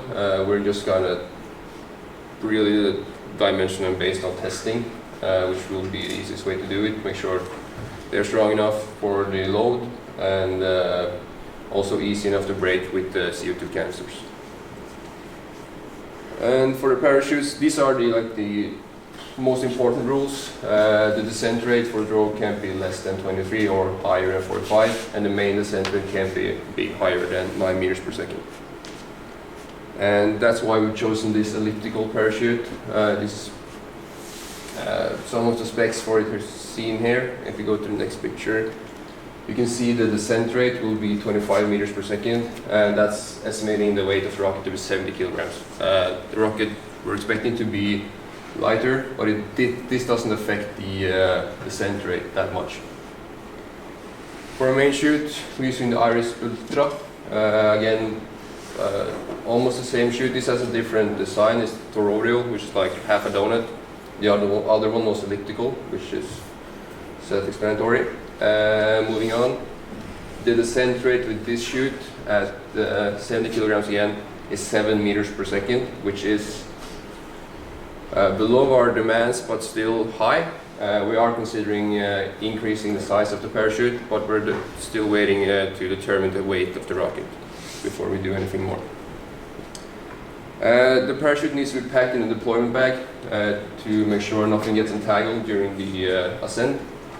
And that's why we're using this one. This also allows us to wrap the feathers and lines from the parachute neatly and ensure a good deployment. We're using this shock cord. It can handle a shock load of 1,800 kilograms, so it's way more than what we're expecting. So that should be good. This is the fireball I was talking about. This is to prevent zippering, as you've seen in the top picture here. By using the fireball, it's just a big ball made of Kevlar, which will be placed just at the end of the fuselage. So we have a larger surface area, so it can't rip through the fuselage. And this is the swivel link, which will allow the rocket to rotate and the parachute to rotate separately without affecting each other. To ensure a good deployment, you can see the rating is way more than we need. And the same is the quick link, which will just be to connect the different parts of the rocket, of the shock cords and the parachutes. And as Ask mentioned, we wanted to decrease the shock load when deploying the main chute, and that's what the slider ring will do. If you see in a parachute all the lines, this slider ring will be at the top of all these lines at the base of the parachute when packing it. So when it deploys, the ring slides down through all the lines, delaying the deployment of the chute, which again decreases the shock load. And this is just an overview of what we're expecting to cost and weigh, about 23,000 kroners. And our weight is estimated to be 8.5 kilograms. This might be somewhat higher if we're gonna increase the size of the chutes.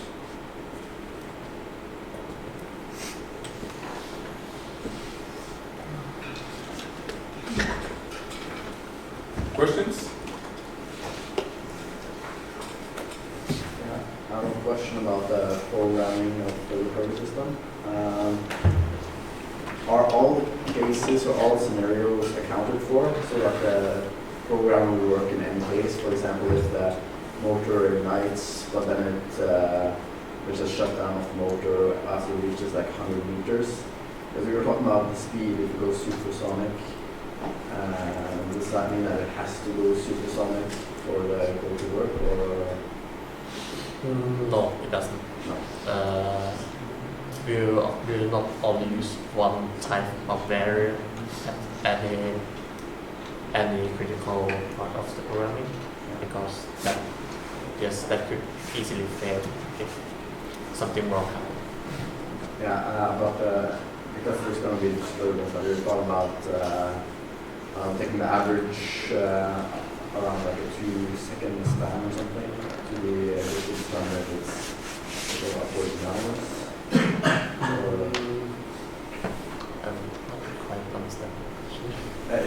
For example, when you get disturbance, you'll see that the program might assume that it's all the way down again.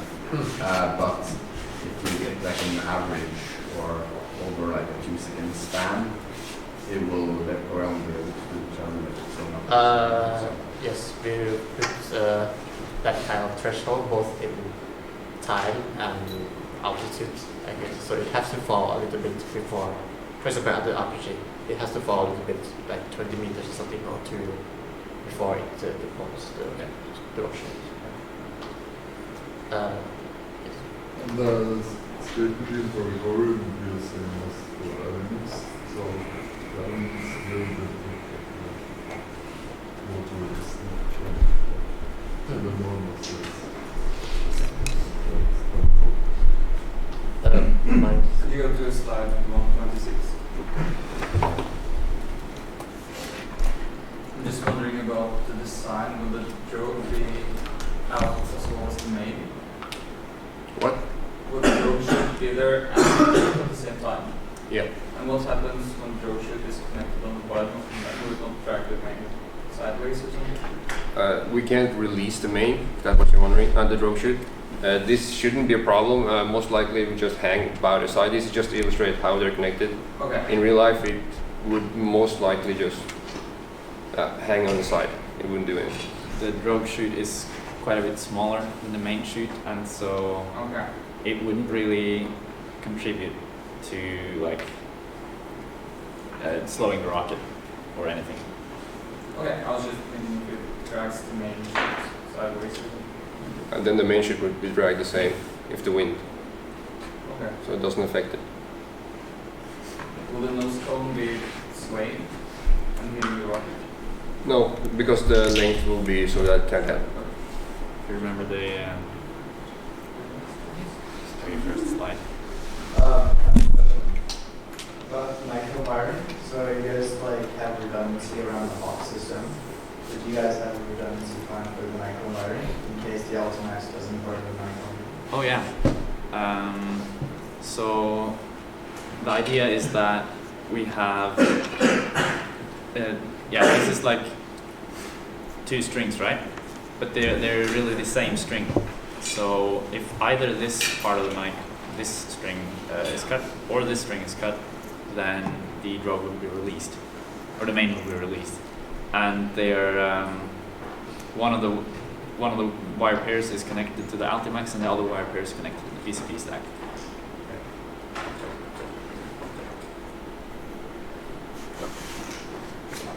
Yeah. Could you go to slide 132?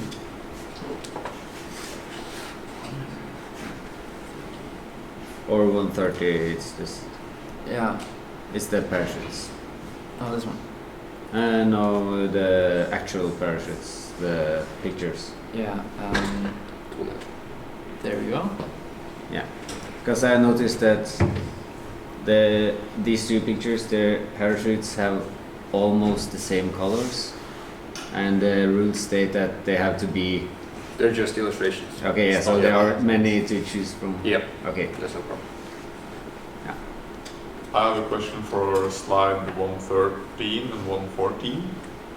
So with the graphs, the big ones, yes. Considering that after burnout, it will all the air resistance will like slow the rocket down, and due to the air resistance being quite high at supersonic and actually like whenever going beyond 20 meters per second, you would like feel a huge deacceleration. Couldn't this huge deacceleration, so slow down, be used as a trigger for like confirming the burnout and then activating or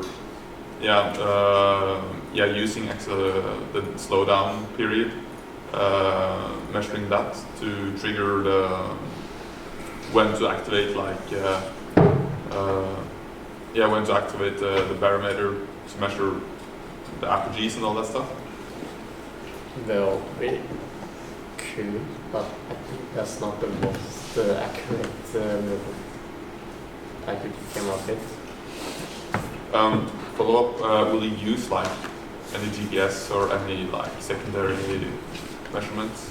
Probably we will use the GPS as the, Yeah, exactly. as the main for the drogue stage at least.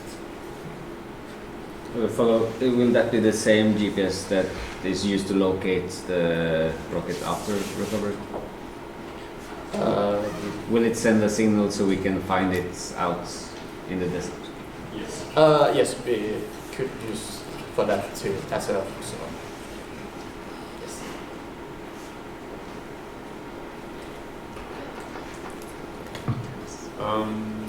Yeah, and for the bolt, I bolt M6, slide number 127.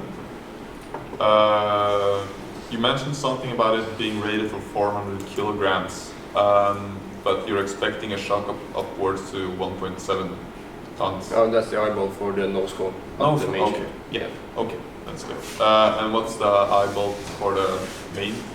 For the rocket? So it's the same one but bigger, but it's rated for. It's rated for a ton. Has a safety factor of 4. Okay. Yeah. It's meant for humans. Okay.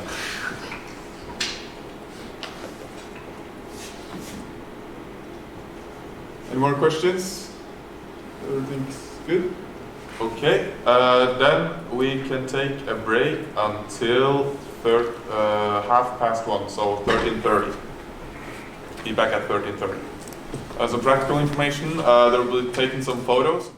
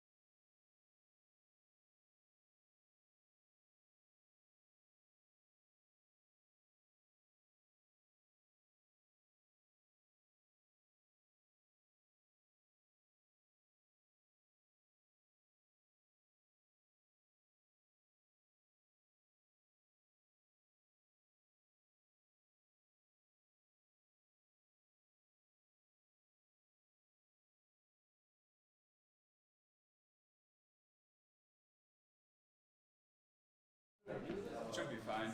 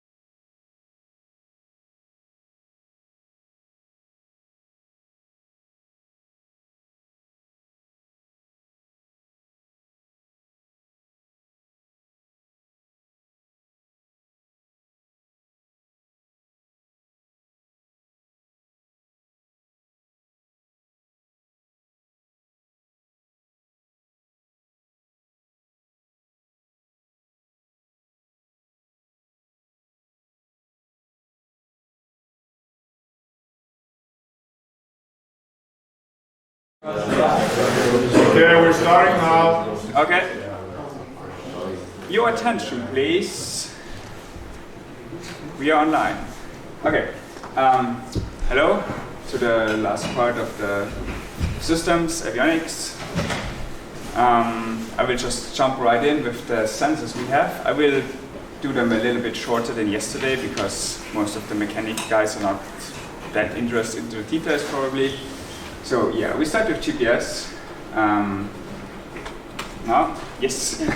Our GPS updates once per second, so with 1 Hertz. It has one limitation. It doesn't work if we are above 18,000 meters and over 1,900 kilometers per hour fast, so it shouldn't be a problem for us. But that's basically the only limitation our GPS system has, so we are good there. It requires an external antenna. I will talk about the mounting of it later. It's in our bay, in the avionics bay, on the sensor PCB. And beginning with this year, it's required by the rules to have a GPS. So we have to do some more testing because they want to see, if you don't use a COD solution, they want to see testing reports and everything, that you can send the GPS data over the minimum distance and that it's reliable. So we have to do some more testing this year. Yes. The next sensor, maybe the most important for the recovery, is the barometer sensor that has also an integrated temperature sensor. Yeah, it has a pressure range that's good enough for us because we won't reach the 30,000 feet or 10 kilometers. So the pressure range is enough to measure up to 9,000 meters. The temperature range is also good enough for us. And also the accuracy is pretty much industry standard, so more accurate sensors are really expensive, and pretty much all of the sensors you can get have this accuracy of 0.5 hectopascal. And it can withstand a really big mechanical shock of 12,000 G. So if something happens to the rocket, the barometer and temperature sensor will still be working. Then we have our inertial measurement unit, our IMU. It measures acceleration and rotation. Yes, it also has the same temperature range as the barometer, and most electronic systems can also withstand a real high mechanical shock. And the accelerometer can measure up to plus minus 24 G, which should be enough for us. And the gyroscope can measure 2000 degrees per second, which are about 6 rotations per second, which we also shouldn't exceed if everything works well. Yes. Then about the power consumption of our electronics. As you can see, our electronics are really not that power hungry. Our PCB stack doesn't use much power at all. All the sensors, LEDs, microcontrollers use a few milliwatts, so we are way below 1 watt. The radio is our own biggest power hungry device with about 2 watts. And the biggest for sure is the airing valve that has to be closed all the time during filling and flight. So around 30 minutes or longer, and it needs around 30 watts. So we will design our battery system to be able to do that. But I think it's not yet completely decided what airing valve will be used, so we are still waiting for some data here. And the nitron wires, they use about 10 watts, but they're only on for a few seconds, so they're not important for the battery runtime. Which brings us to our battery packets.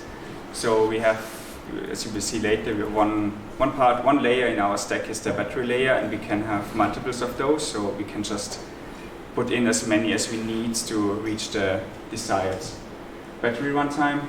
We have 3 batteries on one board, and then we can just have 6, 9, 12, 18, whatever we need. The Ultimax has its own battery because it's required by the rules that it's completely separated from our system to be redundant. Also the Payload has its own battery, also to be separate from us, and there is a battery in the valve bay. About telemetry and communication. So we have telemetry connection to the filling station and to the rockets. They both go directly to mission control, so we don't have a link from rockets to filling station to mission control or something like that. They just send both to us, and we only need one antenna at the ground, which makes things really easy. Yes. So this is our radio system. The CRE2 144DLW is our sending radio that's on the rocket and in the filling station, and the CRE2 189 is the receiving radio at ground control. So the receiving radio is just connected through Ethernet to the PC, and from there we get the video and the data stream. And on the rockets, the sending radio, it has an Ethernet connection for the live video stream, and a simple serial connection for the telemetry data from the stack. Some more data about our sending radio. It has a range of over 20 kilometers in line of sight, which is enough for us, and is also enough for the GPS rule, because they require at least 5 miles range. So we can do that easily. The temperature range is -40 to +40 degrees Celsius, and it also has cooling fans on it. So the only important thing is that we don't close the cooling fan so that it can blow after it. I have a picture about the placement later. It's between the hocks. No, wait. At the filling. That's the. So it's between the hocks on the rocket, CO2 hocks, and at the filling station. Yeah. Power consumption is up to 2 watts, and we have click connectors, how it's required by the rules, and Ethernet for camera to radio. That's what I already talked about. Yes, and 4 antennas. This receiving side has the same range, obviously, otherwise it wouldn't work. It also has a temperature range from -40 to +40 degrees, and it's placed at mission control and has an Ethernet cable to the PC. Now to the mounting. It's more interesting today. So I hope this makes sense. So I'm not the best drawer. So those are the steel beams. So there are 2 more here, I just didn't draw them. And the CO2 hocks are placed on the sides of the stream after this thing, and the radio is just placed in between. So we're kind of thinking about sliding it in and then just fixating it with some bolts here. Yes, on the next picture we can see it from the front, how it looks like. So here we have the radio, and on the bottom we have the Ultimax with its own battery. So this may be a little bit wider. We didn't decide yet, but it's not critical for the design right now. This is basically how it looks like. And we also have the radio is 1 centimeter thick, so it has enough space on top to suck in air with its cooling fans, which is really important. Yep. About the communication within the rocket, so we have a CAN bus between the payloads, just to tell the payload which state it's currently in and when to start its measurements and experiments. And we have a communication with the valve bay. That's more important because it controls the engine, more or less, to turn it off before when burnout is reached and should be done. And we have, so to the valve bay, we have to go outside of the rocket because the oxygen tank is in the way and we cannot go through the oxygen tank. So we go there on the outside, and to the payload we can go inside the rocket.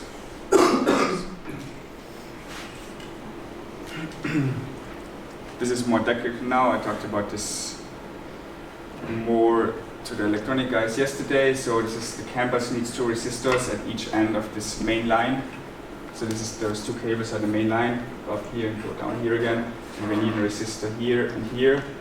And that's a small problem because the payload will be disconnected, so we can't put this resistor into the payload because when we disconnect it, then this resistor is gone.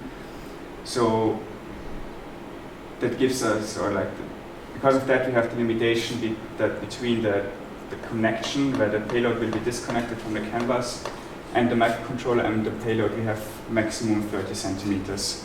Maybe 40 centimeters we can test this further, but it's in about this range, so there's not infinite length.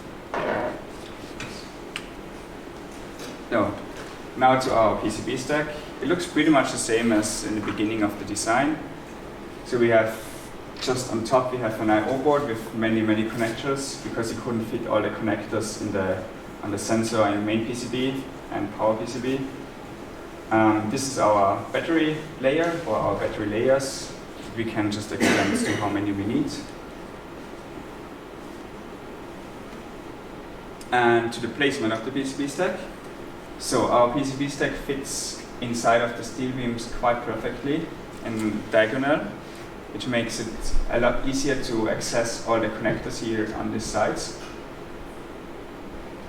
And it's also easier to mount it with a mounting plate. You see in the next picture. We had the idea to make something like that, so it's quite easy. It's just a maybe aluminium plate. Here it's it has a, I don't know how to call that. And you just screw it in here, and those holes are to fix the stack on. And we want to have one of these fixation plate on the bottom and one at the top, and then it's really fixed in place. And it should be quite easy to produce and also not heavy. Yep. This is our stack and the height of our stack. Sorry for the beautiful drawing. So depending on the airing valve that will be used, we think about using 3 up to 5 battery layers, and this then decides the height of the PCB stack. So it's between 140 180 millimeters. So we can probably shrink the valve, the avionics bay a little bit, I think, because we don't need that much. But that's all the space we need, basically, because the radio is in between the hogs, so this space is already used. So yeah, looks really, really good for the length. And about the GPS antenna, I thought about just mounting it, so those are the steel beams again, about 3D printing a bracket like that, because if it's not out of metal, that's better for the antenna itself. If it's not close to metal to receive the signal better. So yeah, we're thinking about just printing a bracket like that and maybe gluing the GPS antenna on with maybe adhesive tape on, yeah, something like that. About the engine PCB, it's in the valve bay. It communicates over CAN with the PCB stack that goes on the outside of the rocket. Yeah, it has a sensor amplifier for some temperature sensors. It's connected also to, I don't know, did we decide on the battery system completely yet? Yeah. Okay, so we don't know exactly how the batteries will look like, but it will be around 12 volts. It has the motor driver for the valve at the bottom of the aux tank, and it has a SD card to save its sensor data in the case that the connection to the avionics bay is ripped or destroyed somehow. Then it has its own SD card to save important data that can be used later.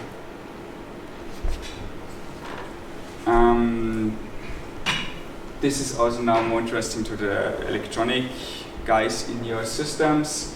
And I talked about it yesterday already. This is just a summary of all the connectors we have to all the other systems.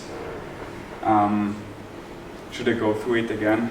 I don't think it's really needed, so we can just skip them. Yeah. So yeah, this is all the connections. I already updated the I2C boat. Yep.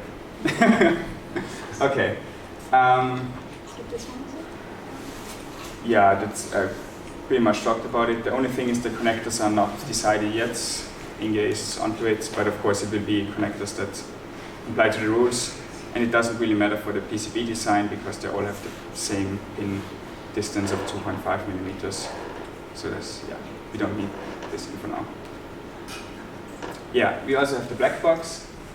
It's just a simple aluminum cylinder with a micro SD card inside and a cable glued to it. It's about 2 times 4 centimeters big, so not really big. Yeah, we maybe talk with some of you about, we want to fill it with something so that it's really, that the SD card is really in place and cannot be destroyed. We thought about maybe epoxy or some hot glue or something like that.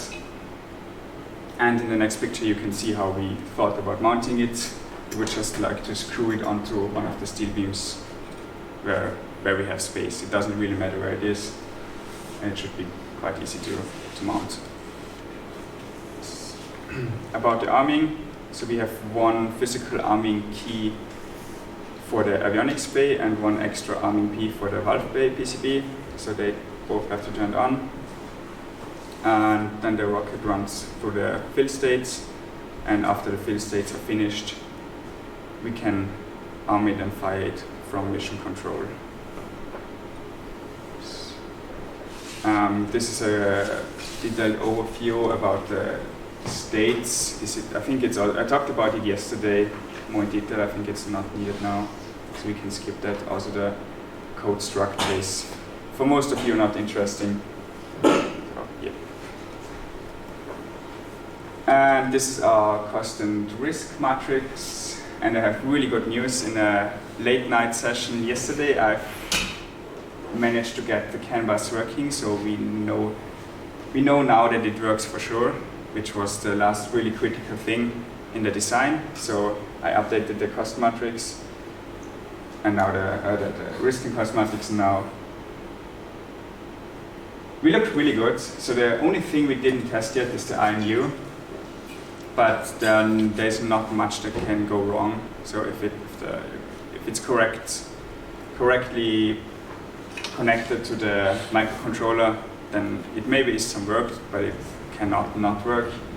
And also I found some errors on the PCB yesterday by fixing the CAN bus. So also the chance that there are more errors are really small. And the only maybe critical thing is the sensor fusion. We have 3 barometer sensors to have kind of redundancy, but it's quite hard to fuse the 3 measurements into one good measurement. You cannot just not average them because if one of them is wrong and you average them, it's just, yeah, you destroy the complete measurement. So I've been just looking into that currently, and yeah, he will manage something for sure. And in the worst case, if we are not able to do it, then we can always use just one sensor, for example. Thank you.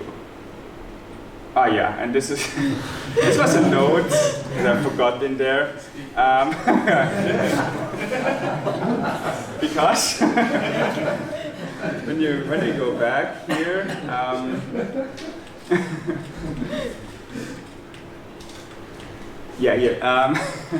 so if you have 3 centimeters, so if you have 3 centimeters more space for the stack, then we can kind of, because we cannot get currently we can only get the PCBs in from the top, which is fine, but it would be really nice to have a little bit more space so that we can just turn them and get them out like that. So that, yeah, so in the next slide when I say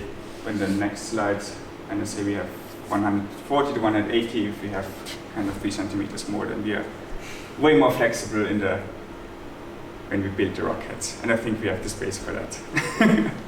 Yes, thank you, and I'm finished. Any questions? Yes? Mission control, has there been any thought into how it should look, or is it a PC in a box? It's pretty much a PC in a box because the guy that was here to make it dropped out. So now we don't really have the capacity to develop something completely new, so we just will use the program of last year. Maybe update it a little bit, of course, but it will mostly be the same as last year. Because it should be taken into consideration to try and protect it from sand. Yeah, that's true. The wind gust and the dust levels are that's really true. hard on Yes, the equipment. yes. We should think about that, that's true. Yeah. We didn't look into that yet at all. Yeah. Yeah, of course. Yeah. And I also have a question regarding the PCB stack. Are you looking at anything to protect it as well? Because you spoke about the protection plate on the top and on the bottom. Mm-hmm. But what about the stack itself? Are there any protection around it? Not yet. No. But I think, yeah, we should think about that as well. Yes. We could repeat. Yeah, I think this could be quite easy to mount something to it. Mm-hmm. Yeah. I have a question about the lifetime of the GPS signal, I guess. Yeah. Because last year there were many teams that looked for the rocket at least for 10 hours. Mm-hmm. How long can the rocket post a GPS signal after launch? So it depends a little bit on the valve that needs a lot of power. So, but after that we can just put in that many batteries that we can easily do a few hours. I know. It doesn't really need that much energy. If you really only have the microcontroller and the GPS running, we can go for 10 hours also. Yeah.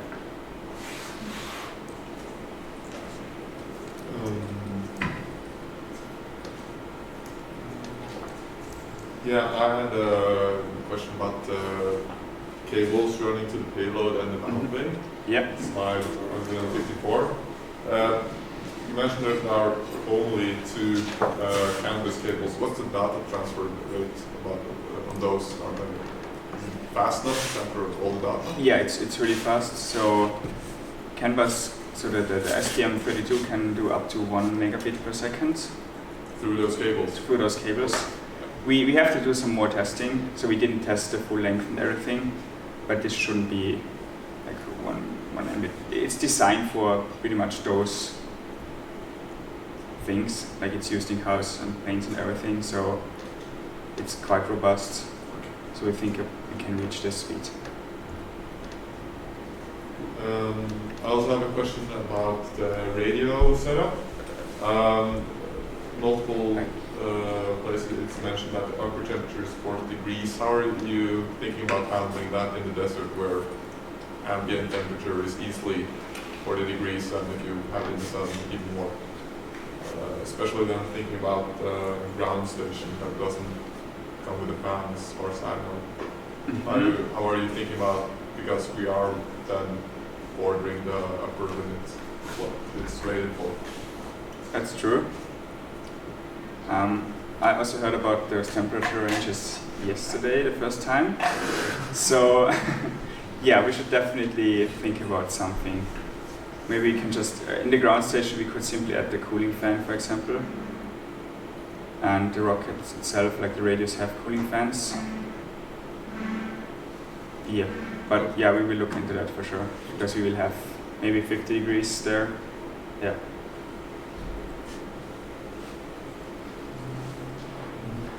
On slide 170, the arming methods, have you thought about placement for the arming?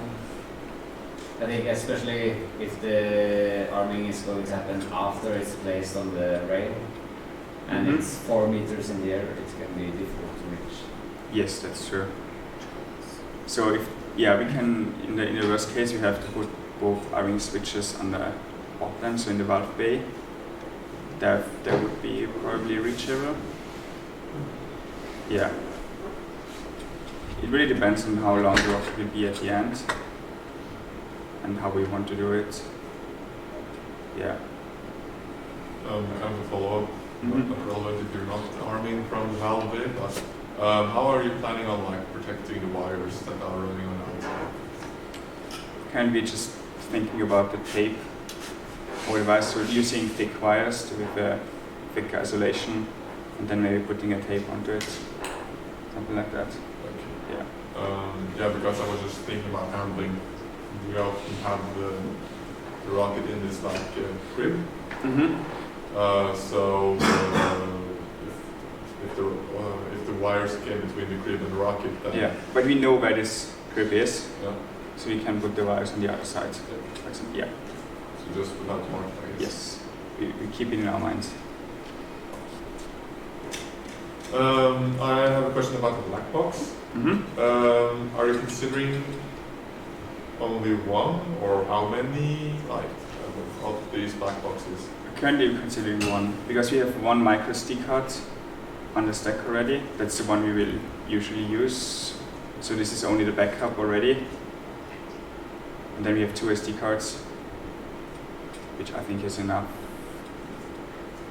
And we also have, like, yeah, we will try to send as much data already during the flights to mission control, so we also have this data.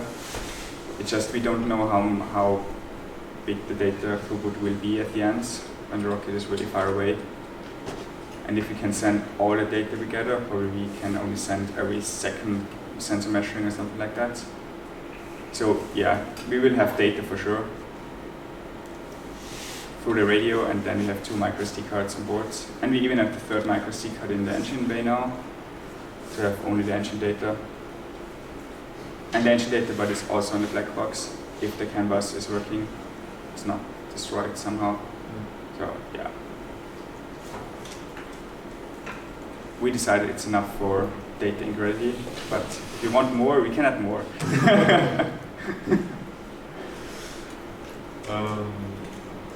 Yeah, when designing the black box, like, what's your minimum requirement of that withstanding, or what are you going to design it after?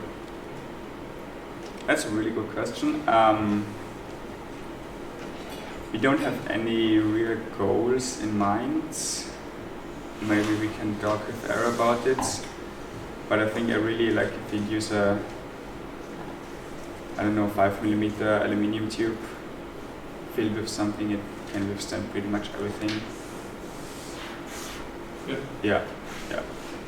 We don't have any weird goals for the forces. Yeah, I also have a question. Can you walk us through the states of the rocket? Yeah. I have a bigger state document. Maybe we can open that. It's on the drive. Because it's the big one.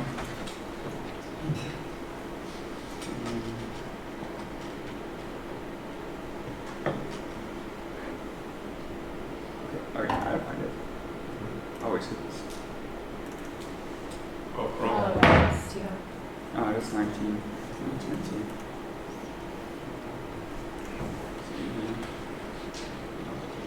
Okay, give me a second.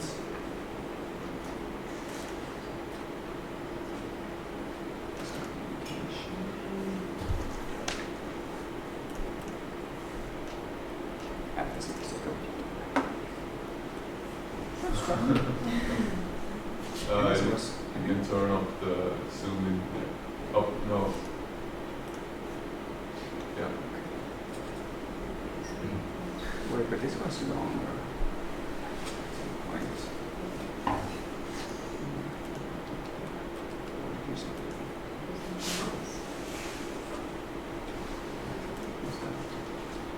No.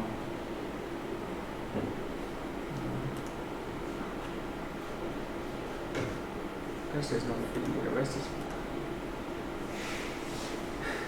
Are you looking for the figure? Hmm? You're looking for the figure? Yeah, this is if you scroll down a little bit, I think it's a... This is the graphic. Wait, just have a look. I have a print out it too.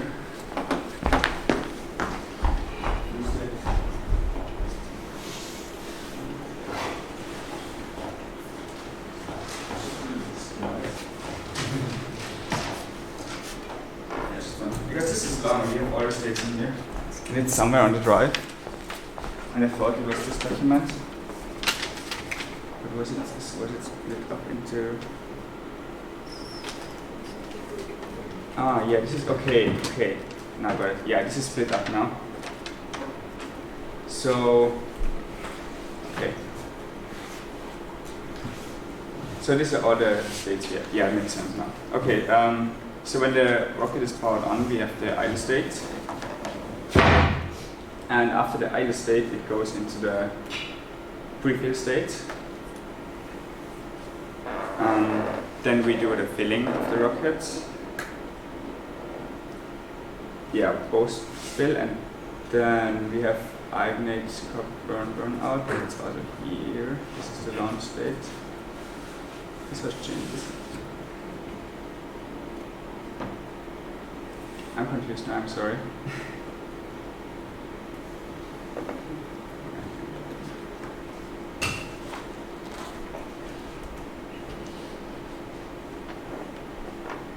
Okay, yeah. Where did I put this? Did someone edit this file in the last time?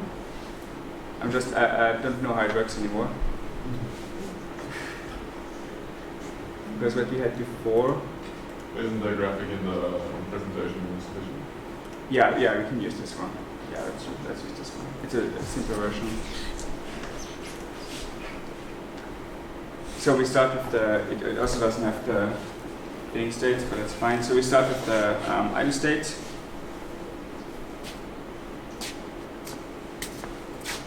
Where we give power to the sensors, to the radio and everything, so that we have the connection to mission control.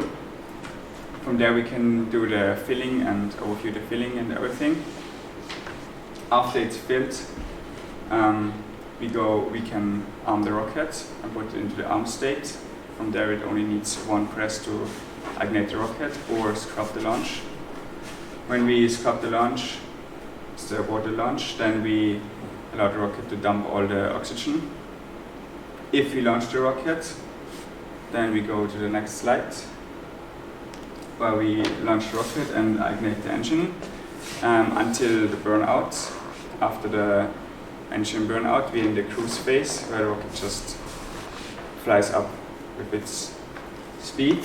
In the cruise state, we begin the apogee detection because we don't want to have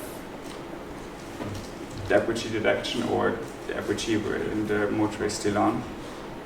Then we hopefully detect the apogee and put out the small glue chute.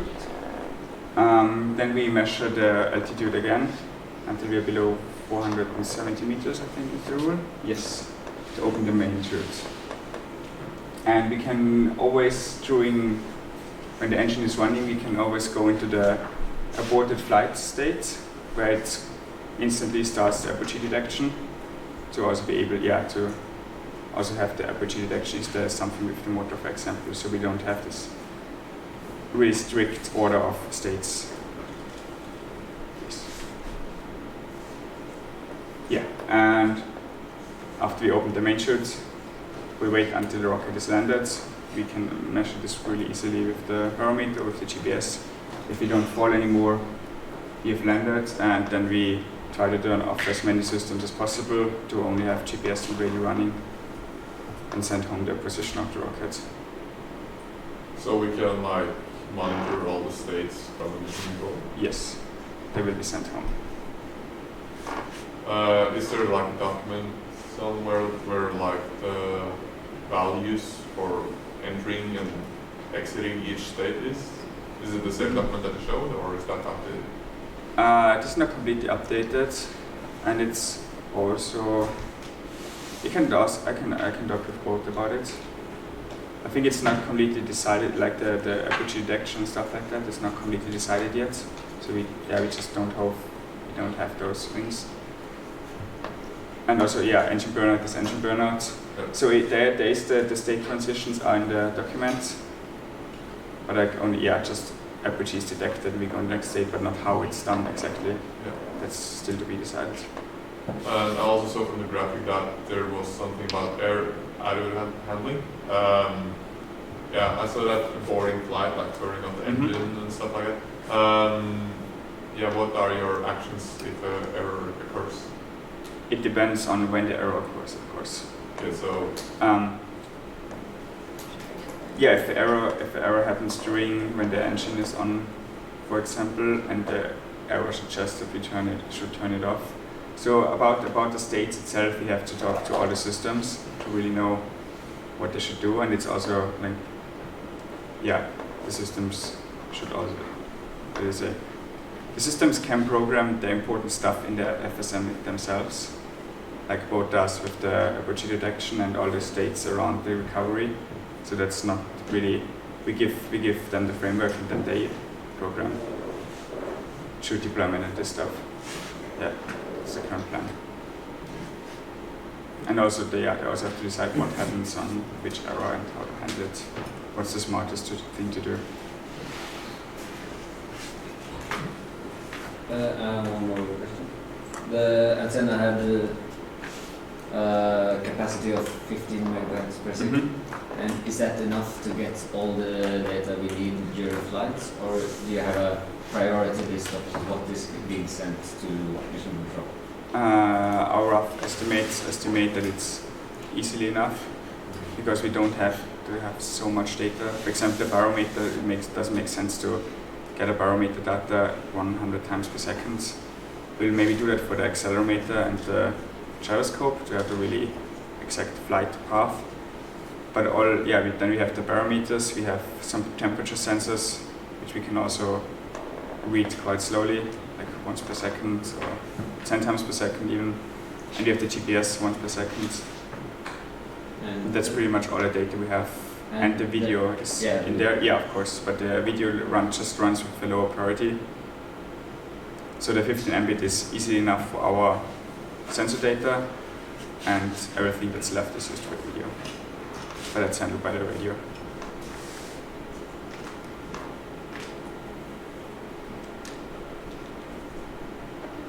Any more questions? No? Then we take take a break until 14:30, so 15 minutes. And then we will talk about all the internal stuff, so the stream will end now, I guess.